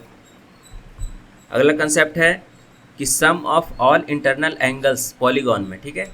तो पॉलीगॉन में जो है हमारा रेगुलर पॉलीगॉन में सम ऑफ ऑल इंटरनल एंगल्स जो बनेगा दोस्तों वो हमारा n-2 इंटू 180 डिग्री बनेगा। प्रत्येक अंतःकोण इंटीरियर एंगल जो बनेगा n-2 Guna 180 divided by n बनेगा। और सम ऑफ ऑल एक्सटीरियर एंगल बहिष्कोण जो होगा टोटल सम जो होगा उसका 360 डिग्री बनेगा और प्रत्येक बहिष्कोण जो होगा 360 बटा n बनेगा। और number of diagonals in A polygon है ना, हमारे पास एक पॉलीगॉन दिया हुआ है तो इसका नंबर ऑफ डायगोनल्स आपको पता करना है, ये है ना। नंबर ऑफ डायगोनल्स हमारा जो बनेगा वो कितना बनेगा, तो नंबर ऑफ डायगोनल्स का फॉर्मूला है n into n-3 divided by 2। इस पर भी काफ़ी बार सवाल आए हैं। Minimum length of rubber band आपको निकालने के लिए कहा जाएगा। आपके पास 3 जो है पुली है या कुछ बैंड है, ठीक है, तो इसमें इसके चारों तरफ जो है हम एक रबर लगाएंगे तो इसका जो रबर बैंड का लंबाई जो बनेगा वो कितना बनेगा। याद रखिएगा कि अगर 3 सर्कल है तो 3 सर्कल में हम 3D यूज करेंगे, है ना। ये डी जो है इसका डायमीटर है। और यहाँ पर देखिए कि यहाँ पर हमारे पास 6, यहाँ पर कितना 6 सर्कल है तो 6D यूज करेंगे, है ना। अब प्लस 2πr जो है आपका कांस्टेंट रहेगा। तो प्रीवियस ईयर में ये सवाल आए थे 2023 में, तो इसको ध्यान रखिएगा। अगला कंसेप्ट है 3D मेंसुरेशन का। क्यूब है आपके पास, है ना, और ये जो है इसका रेडियस है, ये इंटरनल रेडियस है और ये एक्सटर्नल रेडियस है। तो r बराबर जो होगा वो a/2 बनेगा, जो भी क्यूब का भुजा का लंबाई है। और ये जो r है ना, इसके चारों ओर, क्यूब के चारों ओर जो आपके पास सर्कल बनाया, एक स्फेयर बनाया हुआ है, इसके अंदर क्यूब है, इसका जो रेडियस बनेगा दोस्तों वो √3/2 गुना भुजा बनेगा। इसका वॉल्यूम AQ हो जाएगा। लेटरल सरफेस एरिया यानी कि पार्श्व पृष्ठीय क्षेत्रफल जो होगा 4r² बनेगा, 4a² बनेगा। कुल पृष्ठीय क्षेत्रफल टोटल सरफेस एरिया जो बनेगा वो 6 × a² बनेगा। यहाँ पे देखिए क्यूबाइड है, घनाभ है, तो घनाभ का जो वॉल्यूम होगा LBH बनेगा। लेटरल जो बनेगा यानी कि इसके चारों ओर का क्षेत्रफल जो बनेगा 2 × L + B × H बनेगा। और टोटल सरफेस एरिया जो बनेगा इसके टॉप और नीचे के टॉप को हम जब जोड़ देंगे ये बन जाएगा 2LB + BH + HL, ठीक है। डायगोनल जो बनेगा √L² + B² + H² बनेगा। उसी तरह से सिलेंडर पे जाएंगे तो इसका जो वॉल्यूम होगा वो πr² बनेगा। लेटरल सरफेस बनेगा 2πrh, टोटल सरफेस एरिया बनेगा 2πr × r + h। अगला है टेट्राहेड्रॉन। टेट्राहेड्रॉन होता क्या है कि ये जो है एक पिरामिड होता है ट्रायंगुलर फेस का। यहाँ पर देखिए कि ये ट्रायंगुलर फेस है और इसके ऊपर में जो है एक पिरामिड का आकार बना हुआ है। तो ये हो गया आपका ट्रायंगुलर टेट्राहेड्रॉन हो गया, ठीक है। और इसमें क्या होता है कि जितने भी साइड हैं, एज है, सारे के सारे बराबर होते हैं। यहाँ पे ए है तो ये भी हमारा साइड लेंथ ए बनेगा, ये भी हमारा लेंथ ए बनेगा। इसका हाइट आपसे निकालने के लिए पूछा जाता है। तो हाइट का जो फार्मूला होता है दोस्तों √2/√3 गुना भुजा होता है। वॉल्यूम जो होता है √2/12 गुना भुजा का क्यूब होता है। इसका लेटरल सरफेस एरिया अगर बात करेंगे यानी कि इसके चारों साइड में, यहाँ पर देखिए कि 4 ट्रायंगल बन रहा है ना, 4 ट्रायंगल बन रहा है तो 3√3/4 गुना भुजा स्क्वायर बनेगा, क्योंकि एक ट्रायंगल जो होगा वो हमारा समबाहु त्रिभुज बनेगा। तो उसी तरीके से यहाँ पर 1 ट्रायंगल, 2 ट्रायंगल और 3 ट्रायंगल हैं, ठीक है। तो 3 ट्रायंगल जो है हमारे पास, तो ये हमारा 3√3/a² बनेगा। कुल पृष्ठीय क्षेत्रफल जो बनेगा वो √3a² बनेगा। सबको जोड़ देंगे, यहाँ पर 1 2 3 4 चार ट्रायंगल है, चार ट्रायंगल को आपस में जोड़ देंगे तो ये हमारा √3a² बन जाएगा। स्लेंट हाइट यानी कि ये जो स्लेंट हाइट है हमारा यहाँ से यहाँ तक जो स्लेंट हाइट है और ये मिला देंगे, ये जो है हमारा दोस्तों स्लेंट हाइट है। तो ये स्लेंट हाइट का जो फार्मूला होता है वो होता है हमारा √3/2 गुना a, ठीक है। तो √3/2 गुना a से हम यहाँ पर स्लेंट हाइट निकाल देंगे और ये जो है दोस्तों हमारा स्लेंट एज होता है, तो कंफ्यूज मत होइएगा, ये हमारा स्लेंट एज होता है, ठीक है। अगला है अगला कंसेप्ट है कोन का। कोन में आप जानते हैं वॉल्यूम जो होता है 1/3 πr² होता है। लेटरल सरफेस एरिया πrl बनेगा। टोटल यानी कि कुल पृष्ठीय क्षेत्रफल जो बनेगा πr × r+l बनेगा। स्फीयर के केस में जाएंगे तो वॉल्यूम जो बनेगा हमारा दोस्तों ये बन जाएगा 4/3 πr3। Lateral surface area 4πr², total surface area 4πr, क्योंकि इसमें लेटरल तो होगा नहीं तो टोटल का टोटल हमारा बनेगा 4πr²। दोनों के केस में ये बराबर होगा। अगर स्फीयर को n पार्ट्स में कट किया जाता है, एक बार गोले को अगर हम n पार्ट में कट करेंगे, मान लेते हैं कि ये गोला है और इसको हम n पार्ट में कट कर रहे हैं, ठीक है, तो इसका जो टोटल सरफेस एरिया हर एक पार्ट का होगा दोस्तों n पार्ट का, वो कितना बन जाएगा 4πr² + n/r²। तो अगर चार पार्ट में कट, ये 4πr² जो है दोस्तों हमारा सब में सेम रहेगा। n पार्ट में काटेंगे, 2 पार्ट में, 3 पार्ट में, 4 पार्ट में, तो उसमें 4πr² सेम रहेगा। बाकी n/r² आपको देखना है कि कितने पार्ट में कट कर रहा है। तो n पार्ट में 2 बार में कट कर रहा है तो यहाँ 2 रखेंगे, 3 पार्ट में कट कर रहा है तो यहाँ पर 3 रखेंगे, ठीक है। अगले कंसेप्ट की तरफ बढ़ते हैं। अगला कंसेप्ट है हमारा अर्धगोले का। तो अर्धगोले में यहाँ पर देखते हैं कि इसका जो वॉल्यूम बनेगा दोस्तों वो 2/3 πr³ बनेगा। लेटरल सरफेस एरिया यानी कि यहाँ से यहाँ तक का जो एरिया बनेगा वो बनेगा 2πr²। और टोटल सरफेस एरिया यानी कि यहाँ से यहाँ तक का एरिया प्लस इसका जो एरिया बन जाएगा 3πr²। ये πr² तो 2πr² + 3πr²। छिन्नक का कोन का जो है छिन्नक का एरिया आपसे पूछा जाता है कि निकालना, वॉल्यूम निकालना है, ठीक है। तो वॉल्यूम बराबर होता है 1/3 गुना π × h। इसका जो हाइट है छिन्नक का h है और ये हमारा रेडियस दिया हुआ है और ये हमारा स्मॉल रेडियस दिया हुआ है। तो r² प्लस छोटी r² प्लस r × r, इन दोनों का गुणनफल 1/3 πh इसमें ऐड कर देंगे। लेटरल सरफेस एरिया सिर्फ इसका, इसके चारों ओर का जो एरिया बनेगा वो बनेगा πl × r+r। और टोटल सरफेस एरिया इसका एरिया प्लस इसका एरिया प्लस इसका एरिया सबको जोड़ देंगे, ये बन जाएगा πl × r+r प्लस ये सर्कल का एरिया प्लस ये सर्कल का एरिया को आपस में जोड़ देंगे। और l जो है दोस्तों यहाँ पर स्लेंट एज है, ठीक है।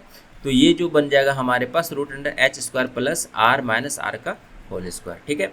अब उसी तरीके से पिरामिड में जाएंगे तो पिरामिड का जो फार्मूला होता है दोस्तों वो होता है वॉल्यूम का 1/3 गुना बेस एरिया × हाइट। पिरामिड का जो आयतन होगा वो हमारा 1/3 गुना आधार का क्षेत्रफल गुना ऊंचाई होता है, ठीक है। तो आधार यहाँ पर देखिए ये हमारे पास ट्रायंगुलर पिरामिड है, ठीक है। रेक्टेंगुलर भी पूछा जाता है, स्क्वायर भी पूछा जाता है। तो जैसा है, तो अगर स्क्वायर है तो आधार का एरिया स्क्वायर का एरिया हो जाएगा, ट्रायंगल है तो आधार का एरिया ट्रायंगल का एरिया हो जाएगा, रेक्टेंगुलर है तो आधार का एरिया जो है आयत का क्षेत्रफल हो जाएगा। ऊंचाई जो है उस हिसाब से हम निकाल लेंगे, ठीक है। तो इस तरह से अगर लेटरल सरफेस एरिया पूछा जाए तो हाफ गुना बेस पेरीमीटर यानी कि आधार की परिमिति गुना स्लेंट हाइट। हाइट आपको बताया कि ये वाला जो है स्लेंट हाइट होता है, ठीक है, ये वाला जो है स्लेंट हाइट होता है। टोटल सरफेस एरिया जो होगा वो होगा हमारा base area plus lateral surface, ये एरिया प्लस जो नीचे वाला एरिया है उसके एरिया को हम ऐड करेंगे तो ये हमारा टोटल सरफेस एरिया निकल जाएगा। उसी तरीके से प्रिज्म के बारे में बात करेंगे तो प्रिज्म के बारे में बात करेंगे तो यहाँ पर देख लेंगे कि आपका कैसा प्रिज्म है ना। ट्रायंगुलर प्रिज्म है, हेक्सागोनल प्रिज्म है, पेंटागोनल प्रिज्म है, जैसा भी है। तो इसका जो वॉल्यूम होगा दोस्तों वो बेस का एरिया यानी कि ये जो बेस है ना, नीचे में ये बेस है, यहाँ पर बेस है, ठीक है। तो बेस का एरिया × हाइट कर देंगे, ठीक है। तो ये हमारा टोटल वॉल्यूम निकल कर आ जाएगा प्रिज्म का। उसी तरीके से यहाँ पे देखिए ट्रायंगुलर प्रिज्म दिया हुआ है। तो ट्रायंगुलर प्रिज्म में जो बेस है, मान लीजिए कि बेस जो है आइसोलेस ट्रायंगल होगा या फिर समबाहु त्रिभुज होगा या फिर इस तरह से संधिबाहु होगा, जैसा भी त्रिभुज होगा इसका बेस का एरिया आपको निकाल लेंगे और हाइट दे रखा है और उस गुना हम यहाँ पर h कर देंगे, ठीक है। तो इसका जो टोटल हाइट, ये हाइट नहीं दोस्तों, ये वाली हाइट आपका बनेगा, है ना। ये वाला L जो है वो हमारा यहाँ पर बनेगा बेस एरिया, इसका एरिया निकाल लेंगे यहाँ से यहाँ तक का, और h जो है ये यहाँ तक का हाइट, ये वाला नहीं लेंगे, ठीक है। तो ये यहाँ से आप इसका वॉल्यूम निकाल लेंगे और टोटल सरफेस एरिया जो होगा दोस्तों वो बन जाएगा आपका लेटरल सरफेस एरिया प्लस 2 गुना बेस एरिया, ठीक है। अगला कंसेप्ट है आपका एलिगेशन एंड मिक्सचर से। तो जब भी एलिगेशन एंड मिक्सचर में रखेंगे तो CP जो है कॉस्ट प्राइस जो है चीपर का, सस्ते वाले का इधर रखेंगे, महंगे वाले का इधर रखेंगे और बीच में मीन प्राइस रखेंगे, ठीक है, जो आपका मीन प्राइस निकल कर आ रहा है। तो फार्मूला क्या होता है कि जो यहाँ से इसको घटाएंगे, मीन प्राइस से इसको घटाएंगे, और सॉरी ये कॉस्टलियर वाला है तो यहाँ से इतना माइनस इतना करेंगे तो ये वाला आएगा, और इतना माइनस इतना करेंगे तो ये वाला टर्म आएगा, ठीक है। और इन दोनों का जो रेशियो होगा वो बराबर जो बनेगा वो बनेगा डी माइनस एम बटा एम माइनस सी। तो डी क्या है हमारा दोस्तों, कॉस्टलियर वाला है, और ये एम जो है आपका मेन प्राइस है, और सी जो है आपका चीपर वाला है, ठीक है। तो ये रेशियो बनेगा। आप जानते हो कि अगर आपके पास 2 है और यहाँ पर 8 है और इसका मीन जो है 6 निकल कर आएगा, क्योंकि मीन जो होगा हमेशा इन दोनों के बीच का होगा, ठीक है। तो इसको हमेशा बीच में रखेंगे। तो यहाँ से ये रेशियो कितना निकल के 8 में से 6 घटाएंगे 2 और 6 में से 2 घटाएंगे 4, तो इसका जो रेशियो निकल कर आएगा 1:2 आएगा, ठीक है। तो इस टाइप से भी सवाल पूछे जाते हैं कि 2 किलो राइस 2 किलो पर केजी और यहाँ पे 8 किलो पर केजी को मिक्स किया जाता है और इसका टोटल ओवरऑल जो है प्राइस है 6 रुपये पर केजी है। तो टोटल क्वांटिटी कितना के अनुपात में उन दोनों को मिलाया गया, तो 1:2 के फॉर्म में इस फार्मूले की सहायता से हम उसको निकाल सकते हैं। अगला कंसेप्ट है, ये पूछा जाता है कि फाइनल क्वांटिटी बराबर initial quantity into 1 minus x by c to the power n, यानी कि एक कंटेनर से हम, है ना, एक कंटेनर से हम कोई क्वांटिटी निकालते हैं और उसको फिर दूसरे क्वांटिटी से भर देते हैं, और ये प्रक्रिया 3 या 4 बार दोहराई जाती है या 2 बार दोहराई जाती है। तो इस तरह से सवाल आते हैं। तो उस केस में जो है फार्मूला ये वाला लगाना है ना। इनिशियल क्वांटिटी जो हमारा, अगर मान लीजिए कि 80 लीटर का कंटेनर है और उसमें 25 लीटर निकाला जाता है, ठीक है, और ये प्रक्रिया 2 बार दोहराई जाती है और उसको दूसरे क्वांटिटी से फिल किया जाता है। तो इसका जो फार्मूला होगा फाइनल क्वांटिटी उसमें जो बनेगा, है ना, मिल्क का, है ना, फाइनल क्वांटिटी जो बनेगा वो 80 × 1 माइनस 25/80। मान लीजिए कि 2 बार दोहराया गया तो यहाँ पर 2 ऑपरेशन रखेंगे, 3 बार दोहराएंगे तो 3 रखेंगे, और इस तरह से हम फाइनल क्वांटिटी निकाल लेंगे। अगला कंसेप्ट है स्पीड, टाइम एंड डिस्टेंस से आपको पूछा जाता है कि किलोमीटर पर आवर को मीटर पर सेकंड में बदलना है तो 5/18 से गुना करेंगे, है ना। अगर मीटर पर सेकंड है तो किलोमीटर पर आवर में बदलना है तो 18/5 से गुना करेंगे, ठीक है। अगर डिस्टेंस हमारा सेम है दोस्तों, है ना, डिस्टेंस सेम है तो जो स्पीड का रेशियो होगा वो हमारा स्पीड का रेशियो जो होगा उसका उल्टा जो है हमारा टाइम का रेशियो हो जाएगा। दूरी अगर समान है तो स्पीड का जो रेशियो होगा वो हमारा उल्टा हो जाएगा टाइम का रेशियो से। अगर कोई आदमी, है ना, x किलोमीटर पर आवर से जा रहा है और इक्वल डिस्टेंस पे और y किलोमीटर से आ रहा है, ठीक है, सॉरी, कवर से x किलोमीटर पर आवर से जा रहा है और फिर उसी तरह से y किलोमीटर पर इक्वल डिस्टेंस कवर कर रहा है, तो इसका जो average speed during the whole journey बनेगा 2xy divided by x + y बनेगा। x किलोमीटर से गया और फिर y किलोमीटर से आ गया दोस्तों, ठीक है, लौट गया। तो इस कंडीशन में भी हम यही वाला फार्मूला लगाएंगे। अगला कंसेप्ट है, हाँ, 2 ट्रेन जो है, 2 लंबाई की ट्रेन है और अपोजिट डायरेक्शन में जा रही है, तो दोनों का लंबाई का ट्रेन जो है दोनों को जोड़ देंगे, डिवाइडेड बाय रिलेटिव स्पीड जो होगा अपोजिट डायरेक्शन में u + v बनेगा, जिससे भाग दे देंगे तो इसका टाइम निकल कर आ जाएगा कि एक दूसरे को क्रॉस करने में वो कितना समय लेगी। उसी तरीके से अगर सेम डायरेक्शन में जा रहा है तो यहाँ पर u - v रखेंगे। और ये कंसेप्ट है दोस्तों कि आपका अगर कोई, यहाँ पर देखिए कि इस फॉर्मूले को हमने यहाँ पर लिखा है, हाँ, यहाँ पर देखिए कि टाइम एंड डिस्टेंस में हमने इसको लिखा है क्योंकि वहाँ पर हम भूल गए थे।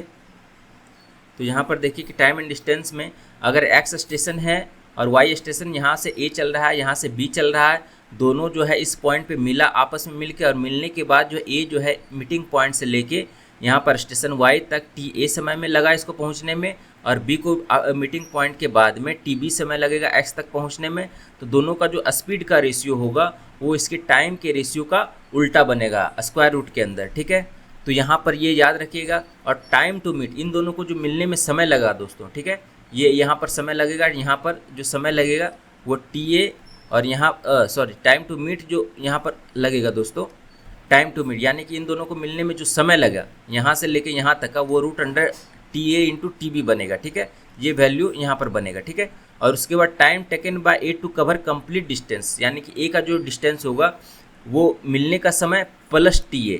उसी तरीके से B को पूरा डिस्टेंस कवर करने में कितना समय लगेगा, तो जो मिलने में जो समय लगेगा प्लस TB का जो समय लगा उसमें हम इसको ऐड कर देंगे। तो ये सारे चीज़ जो है कॉन्सेप्ट आप याद रखें तो आप ज़्यादा इसको हल कर पाएंगे। इस तरह के सवाल जो है बहुत ही बार पूछे गए हैं। अगला कंसेप्ट है आपका बोट्स एंड स्ट्रीम का, ठीक है। इस तरह के सवाल जो है वन लाइनर पूछे जाते हैं कि आपका जो है डाउन स्ट्रीम में दिया हुआ x+y और अप स्ट्रीम में दिया हुआ x-y किलोमीटर पर आवर, तो डायरेक्टली हम कैसे निकालेंगे। अगर आपके पास x+y दिया हुआ है ना डाउन स्ट्रीम में, और अप स्ट्रीम में जो है x-y दिया हुआ है, तो x का जो फार्मूला होगा दोस्तों वो कितना बनेगा, मतलब नाव की चाल जो होगा वो डायरेक्टली हम निकाल देंगे half into D plus you, है ना, down stream plus up stream. और धारा की चाल जो हो जाएगा वो हमेशा हो जाएगा half into D minus you. एक लाइन में इसको हल करने के लिए है, कोई क्वेश्चन सॉल्व करने की ज़रूरत नहीं है। अगला कंसेप्ट है मैक्सिमा और मिनिमा का। अगर आपके पास एक क्वाड्रेटिक इक्वेशन दिया हुआ है ax² प्लस bx प्लस सी, अगर a ग्रेटर देन 0 है तो इसका मिनिमम वैल्यू कितना हो जाएगा, c माइनस जो भी हमारे आपके पास c है c माइनस b²/4a। अगर a लेस देन 0 है तो इसका मैक्सिमम वैल्यू निकलेगा, ठीक है। अगर a जो है माइनस में है दोस्तों तो इसका मैक्सिमम वैल्यू निकलेगा। a अगर ग्रेटर देन 0 है यानी कि ये पॉजिटिव वैल्यू है तो ये आपका मिनिमम वैल्यू इसका निकलेगा। जो फार्मूला है दोनों के केस में आपका सेम रहेगा। इस पर भी सवाल जो है CGL 2023 में पूछे गए थे कि एक ट्रायंगल है ABC, आपका साइड दिया हुआ है, तो पूछा गया था कि वो ट्रायंगल क्या है, एक्यूट है, ऑब्ट्यूज है, या फिर आपका राइट एंगल ट्रायंगल है। तो कैसे पता करेंगे दोस्तों, तो a² प्लस b², किसी भी दो स्क्वायर का सम जो है ग्रेटर देन तीसरे साइड से बराबर हो रहा है तो वो हमारा एक्यूट बन रहा है, एक्यूट बनेगा। अगर बराबर है तो वो राइट एंगल बनेगा, और लेस है a² plus b² less than third square का, है ना, थर्ड साइड का स्क्वायर से अगर लेस बन रहा है तो वो हमारा ऑब्ट्यूज एंगल ट्रायंगल बनेगा, अधिक कोण त्रिभुज बनेगा, ठीक है। एक्यूट, न्यून कोण, ये राइट एंगल सम कोण। इसके बाद ये फॉर्मूला है, इस पर भी बेस्ट सवाल आए हैं कि AQ plus BQ plus CQ minus 3ABC दिया हुआ है, तो इसका जो फार्मूला होगा वो a plus B plus c into a² plus b² plus c² minus AB minus BC minus C है, ये फार्मूला है। ये भी फार्मूला है आपका, सारे को एक बार देख के जाएं, ठीक है। ये वाला भी फार्मूला है ना, ये वाला फार्मूला इंपॉर्टेंट है क्योंकि इस पर बेस्ट बहुत ही बार सवाल पूछे गए हैं 2023 के प्री में। तो ये वाला सवाल जो है इंपॉर्टेंट है, ये वाला फार्मूला इंपॉर्टेंट है। Directly a² plus b² plus c² का मान दे के आपसे पूछा जाता था a प्लस बी प्लस सी का मान क्या होगा, है ना, या फिर AQ plus BQ plus CQ minus 3ABC का मान क्या होगा। अगर a प्लस बी प्लस सी 0 है या फिर a बराबर b बराबर c दिया हुआ है तो AQ plus BQ plus CQ का मान जो होगा आपका 3ABC बनेगा। अगला फार्मूला है, अगला कंसेप्ट है कि a और b दिया हुआ है तो इसका मेन प्रोपोर्शन क्या बनेगा, √AB। थर्ड प्रोपोर्शन क्या बनेगा, a और b दो संख्या तो इसका तीसरा अनुपात, तृतीय अनुपात क्या बनेगा, b²/a। अगर ABC 3 नंबर है तो इसका चतुर्थ अनुपात क्या बनेगा, BC/a। डुप्लीकेट रेशियो क्या बनेगा, a² अनुपात b²। सब duplicate √a√b। Triplicate ratio AQ अनुपात BQ, a अनुपात b जो है सब ट्रिप्लीकेट रेशियो कितना, √a/b। a/b, c/d, e/f जो है संयुक्त अनुपात इसका निकालना है। तो कैसे निकलेगा, इसको आपस में मल्टीप्लाई करेंगे और इसका रेशियो हम निकाल लेंगे। अगला कंसेप्ट है कि त्रिभुज के किसी दो कोणों के बाह्य द्विभाजक द्वारा बनाया गया कोण जो बनेगा दोस्तों, यहाँ पर देखिए कि बाह्य द्विभाजक, ये हमारा एक त्रिभुज है, इसका जो बाह्य द्विभाजक है यहाँ पर B और C का बाह्य द्विभाजक है ना, एंगल बाइसेक्टर, यहाँ पर है ना O पर मिल रहा है। तो ये जो एंगल बनेगा दोस्तों, ये वाला जो एंगल बनेगा है ना, ये एंगल जो बनेगा वो हो जाएगा, यहाँ पर जो भी एंगल दिया हुआ है, मान लेते हैं A दिया हुआ है तो A का 90 माइनस A का हाफ बनेगा, ठीक है। उसी तरीके से आंतरिक द्विभाजक बराबर जो कोण बनेगा वो, अगर अंतः कोण जो है, अंतर डिवीजन हो रहा है, इसका अंतः विभाजन हो रहा है एंगल का अंदर में, ठीक है।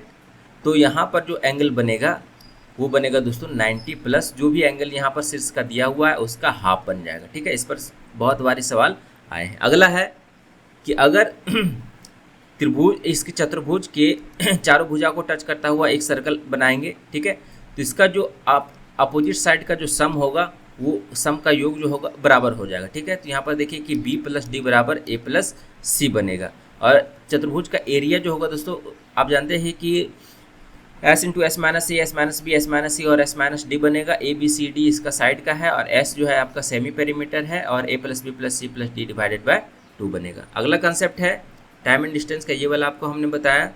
Length of the common chord, यानी कि उभयनिष्ठ जीवा की लंबाई आपसे पूछा गया। तो उभयनिष्ठ जीवा जो है यहाँ पर देखिए 2 इक्वल सर्कल है और दोनों के बीच में एक कॉमन जीवा हमने ड्रॉ किया और इसका जो रेडियस है बराबर है, क्योंकि दोनों इक्वल सर्कल है।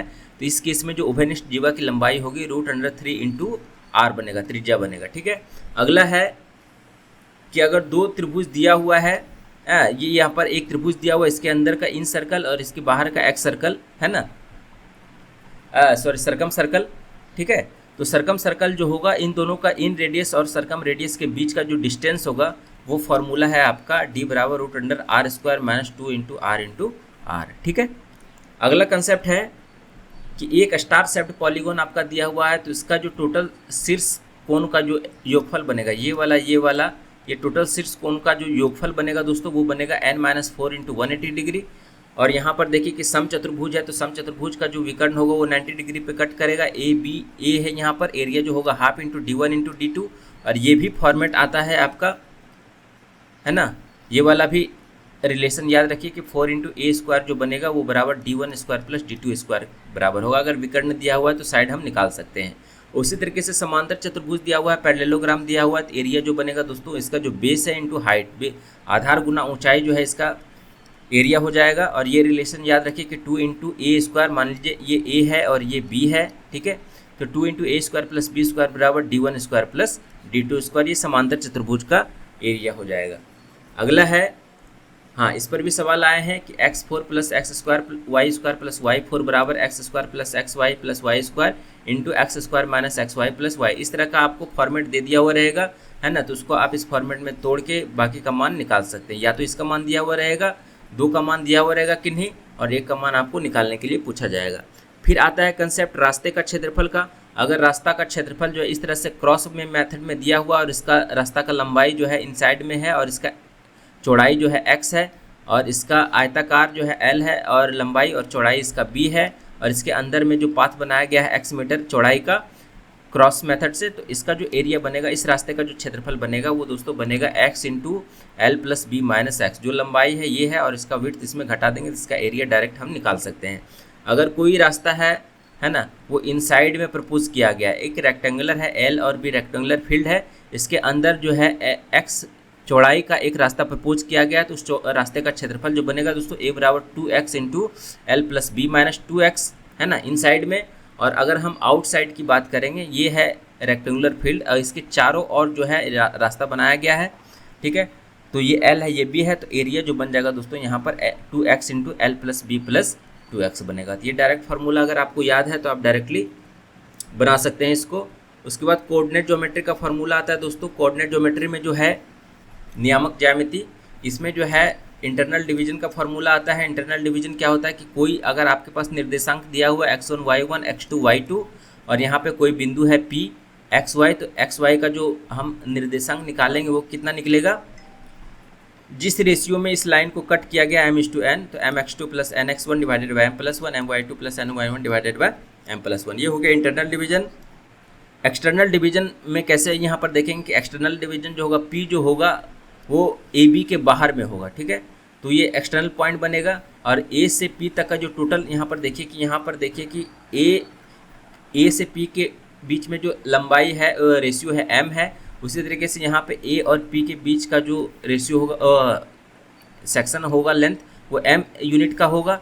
और b और p के बीच में यहाँ पर n है, यहाँ भी b और p के बीच में n है। ठीक है, तो ये यहाँ पर एक्सटर्नल डिवीजन है। तो इस तरह से हम mx2 minus nx1 divided by m-1, my2 minus ny1 divided by m-1।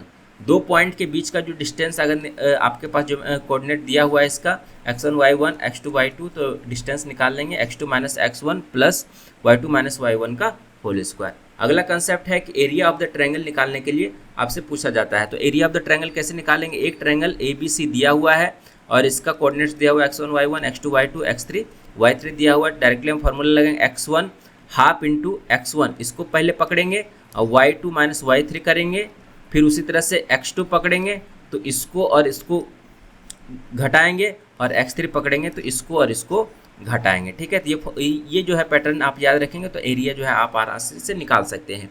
Gradient निकालना है, स्लोप ऑफ द लाइन निकालना है, कैसे निकालेंगे, m बराबर आपके पास x1 y1 दिया हुआ, x2 y2 दिया हुआ है, तो x एक्सिस के साथ जो है इसका थीटा जो है स्लोप कैसे निकालेंगे, m बराबर y2 minus y1 divided by x2 minus x1, या फिर m बराबर जो होगा दोस्तों वो tan थीटा होगा। ये दोनों फॉर्मूले का यूज करके हम यहाँ पर ग्रेडियंट निकालेंगे। अगला है कि distance of A point from A line. यहाँ पे एक लाइन दिया हुआ है, इसका इक्वेशन है ax plus b y plus c बराबर 0, और यहाँ पर कोई पॉइंट है जो x1 y1 इसका कोऑर्डिनेट है, तो इसका जो डिस्टेंस निकालेंगे, distance of A point from A line है ना, ये जो डिस्टेंस निकालेंगे वो बराबर होगा ax1, यानी कि a तो यहाँ पर सेम रहेगा, बाकी x के जगह x1 ये वाला x1 आ जाएगा, फिर y की जगह यहाँ पर y1 आ जाएगा, और जो c कांस्टेंट है आपका वो प्लस c रखेंगे upon root under a square plus b square कर देंगे। ठीक है।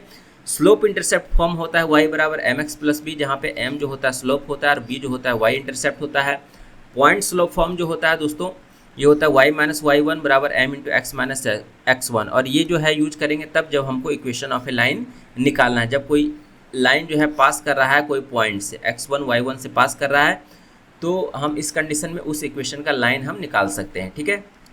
अगर ये यहाँ पे पास कर रहा है x1 y1 से, ठीक है, ये पॉइंट ये लाइन पास कर रहा है, तो इसका जो है इक्वेशन हम इस फॉर्मूले से निकाल सकते हैं। अगला है कि सेंट्रॉइड ऑफ ए ट्रायंगल कैसे निकालेंगे। सेंट्रॉइड ऑफ ए ट्रायंगल केंद्रक कैसे निकाल लेंगे। अगर तीनों शीर्ष का कोऑर्डिनेट दिया हुआ है तो आप x1 plus x2 plus x3 divided by 3 करेंगे, y1 plus y2 plus y3 divided by 3 करेंगे। उसी तरह से दो पैरेलल लाइन है आपका दोस्तों, तो दो पैरेलल लाइन आपका है, तो उस कंडीशन में दोनों का स्लोप जो होगा वो बराबर होगा, क्योंकि दोनों पैरेलल है। अगर आपके पास परपेंडिकुलर लाइन दिया हुआ है तो यहाँ पर आप देख लीजिए कि आपका जो दोनों का ये एक लाइन है और ये आपका एक लाइन है। ठीक है। तो दोनों का जो परपेंडिकुलर लाइन है, दोनों का स्लोप का जो मल्टीप्लिकेशन है वो -1 देगा। ठीक है। चलिए अगला है एंगल फार्मूला। एंगल फार्मूला है आपका कि tan थीटा बराबर, अगर दो स्लोप दिया हुआ है लाइन का तो दोनों के बीच में tan थीटा आप निकाल सकते हैं। ठीक है। m1, अगर यहाँ पर देखिए कि दो स्लोप दिया हुआ है, एक m1 है एक m2 है और इसके बीच का एंगल थीटा है, तो यहाँ से tan थीटा निकाल सकते हैं कि कितना बनेगा दोनों के बीच का एंगल। ठीक है। अगला है general form of a line. ax plus b y plus c बराबर 0 दिया हुआ है, यही होता है इसका फार्मूला। जनरल फॉर्म लाइन का इक्वेशन का जो जनरल फॉर्म होता है यही होता है। मिड पॉइंट फार्मूला, अगर दो लाइन है x1 y1 है, ये x1 y1 है और ये x2 y2 है, तो इसका जो मिड पॉइंट का कोऑर्डिनेट बनेगा x1 plus x2 by 2 y1 plus y2 by 2। Quadrant में यहाँ पर देखेंगे कि आपके पास 4 क्वाड्रेंट दिया हुआ है। पहला क्वाड्रेंट प्लस प्लस रहेगा, दूसरा जो होगा प्लस माइनस रहेगा, ये निगेटिव ऑफ x है। ठीक है। ये इधर निगेटिव ऑफ y डायरेक्शन है। ठीक है। ये यहाँ पे माइनस प्लस रहेगा, तीसरा माइनस माइनस रहेगा, चौथा जो है प्लस माइनस रहेगा। इसको याद रखिएगा। ओरिजिन का कोऑर्डिनेट 0 0 होता है, आपका x एक्सिस का कोऑर्डिनेट x0 होगा, y एक्सिस का कोऑर्डिनेट 0y होगा, x एक्सिस का इक्वेशन y बराबर 0, y एक्सिस का इक्वेशन x बराबर 0। और जब कोई लाइन जो है पास करता है ओरिजिन से, यानी कि यहाँ से, ये ओरिजिन है 0 0, यहाँ से कोई लाइन पास करता है तो इसका जो इक्वेशन बनेगा y बराबर x बनेगा। अगला कंसेप्ट है सर्कुलर रेस का। ठीक है दोस्तों। तो सर्कुलर रेस से भी काफ़ी बार सवाल आते हैं, तो यहाँ पर देख लीजिए कि इसको निकालने का सबसे आपको बेस्ट कंसेप्ट आपको बताते हैं कि जो भी आपके पास लेंथ दिया हुआ ट्रैक लेंथ है ये, ठीक है, ये आपका ट्रैक लेंथ है L। तो अगर ये U मीटर पर सेकंड से जा रहा है और V मीटर पर सेकंड से जा रहा है, कोई A आदमी है और B आदमी है, ये A जो है U मीटर पर सेकंड से जा रहा है, V मीटर पर सेकंड जा रहा है, टोटल ट्रैक का लेंथ है जो ये ट्रैक का लेंथ है L मीटर। तो पूछा जाएगा कि वे कब स्टार्टिंग पॉइंट में मिलेगी, यानी कि यहाँ से शुरू किए और यहीं पे आपको मिलना है, यहाँ से शुरू किए और यहीं पे दोनों जा रहा है तो कब मिलेगा आके। कैसे क्या करेंगे, L/U कर देंगे। जो आपके पास L है और जो स्पीड दिया हुआ है L/U निकालेंगे, L/V निकालेंगे और दोनों का LCM ले लेंगे, तो वो जो है स्टार्टिंग पॉइंट पे कब मिलेगा, यानी कि यहाँ से शुरू किया और फिर यहीं पर कब मिलेगा, यहीं पर आके फिर कब मिलेगा। तो इसका फॉर्मूला यही होता है L/U L/V। ठीक है। अगला का LCM, और अगला जो बोलता है कि वो पहली बार कब मिलेंगे। ठीक है। तो दोस्तों यहाँ पर आप देख लीजिए कि यहाँ पर जो है स्टार्टिंग पॉइंट पर मिलने से पहले भी वो 1-2 बार यहाँ पर बीच में मिल चुके होते हैं या फिर मिल सकते हैं। ठीक है। तो वो पहली बार यहाँ पर कब मिलेंगे, है ना, पहली बार, तो उसका फॉर्मूला क्या होगा, अगर दोनों एक ही डायरेक्शन में जा रहा है। ठीक है। अगर यहाँ पर देखिए कि दोनों अगर एक ही डायरेक्शन में जा रहा है, एक ही डायरेक्शन में जा रहा है, तो L जो ट्रैक का लेंथ है L/U माइनस भी, रिलेटिव स्पीड लगा देंगे U माइनस भी, और अपोजिट डायरेक्शन में जा रहा है तो L/U प्लस भी लगा देंगे। ठीक है। तो ये पहली बार मिलेगा। फिर पूछेगा कि कितने, है ना, मीटिंग हुए दोनों को सेम या अपोजिट डायरेक्शन में, वो कितनी बार मिले, है ना। तो सेम या अपोजिट डायरेक्शन में टोटल ट्रैक का लेंथ में अगर दोनों का स्पीड अलग अलग है तो पूछेगा कि कितनी बार वो मिले, है ना, बीच में कितनी बार मिले। तो मिलने का जो है फार्मूला क्या है दोस्तों, ये है आपका टाइम टेकन अपोजिट डायरेक्शन या इन डायरेक्शन में जो है तो time taken at starting point, है ना। तो स्टार्टिंग पॉइंट पर जो मिलने में समय लगा ये वाला समय, ठीक है, और divided by time taken to meet first time, यानी फर्स्ट टाइम मिलने में जो समय लगा। अगर अपोजिट डायरेक्शन में जा रहा है तो ये समय से भाग देंगे, या फिर सेम डायरेक्शन में जा रहा है तो इस समय से भाग देंगे, तो आपका नंबर ऑफ मीटिंग पॉइंट निकल कर आ जाएगा। इसका शॉर्ट ट्रिक क्या है दोस्तों, शॉर्ट ट्रिक है निकालने का नंबर ऑफ मीटिंग्स का। अगर ए मीटर पर सेकंड से जा रहा है, बी मीटर पर सेकंड से जा रहा है, तो इसको सबसे पहले कन्वर्ट करना है सिंपलेस्ट रेशियो। मान लेते हैं कि ये 5 मीटर पर सेकंड से जा रहा है, ठीक है, और एक जो है 10 मीटर पर सेकंड से जा रहा है, ठीक है, तो सेम अपोजिट डायरेक्शन में जा रहा है, अपोजिट डायरेक्शन में, ठीक है। तो अपोजिट डायरेक्शन में जा रहा है तो नंबर ऑफ मीटिंग्स कितना बनेगा, सबसे पहले इसका सिंपलेस्ट रेशियो निकाल लेंगे, 5/10 कितना बन जाएगा, 1/2, ठीक है। अगर अपोजिट डायरेक्शन में जा रहा है तो इन दोनों को आपस में जोड़ देंगे, 1 + 2, यानी कि वो 3 बार मिलेगा। अगर सेम डायरेक्शन में जा रहा है तो घटा देंगे, तो कितना मोड इसका लेंगे, निगेटिव टर्म नहीं लेंगे, 1 - 2 कर देंगे, ठीक है, मोड, यानी कि ये 1 - 2 - 1 ये 1 हो जाएगा, ठीक है। तो अगर सेम डायरेक्शन में जा रहा है तो एक ही बार मिलेगा, और अपोजिट डायरेक्शन में जा रहा है तो 3 बार मिलेगा। तो इस तरीके से इसको सिंपलेस्ट फॉर्म में पहले चेंज करेंगे और यहाँ पे हम फार्मूला लगा देंगे सर्कुलर रेस का, ठीक है, नंबर ऑफ मीटिंग्स निकालने के लिए। तो दोस्तों ये थे हमारे टोटल इंपॉर्टेंट फार्मूले। सीजीएल के एग्जाम चल रहे हैं तो आप ये फार्मूले एक बार जरूर रिवाइज करके जाएँ, और हम श्योर हैं कि आपको इससे बहुत ही बेनिफिट मिलेगा, ठीक है। तो एक बार ये फार्मूले ज़रूर देख के जाएँ एग्ज़ाम से पहले, और जो आपका रिवीजन है वो करते रहें। और इसकी जो है PDF हमारे टेलीग्राम चैनल एडुकेट सेंटर पर है, तो आप इसको वहाँ से भी रिवाइज कर सकते हैं। और अगर इसमें किसी भी तरह की डाउट है या कोई फार्मूला अगर बाय चांस छूट गया है तो उसके लिए हम माफ़ी चाहते हैं। रिमाइंड करें तो हम इसके लिए अलग से सेपरेट वीडियो बना देंगे, ठीक है दोस्तों। तो मिलते हैं नेक्स्ट वीडियो में, तब तक के लिए धन्यवाद, नमस्कार।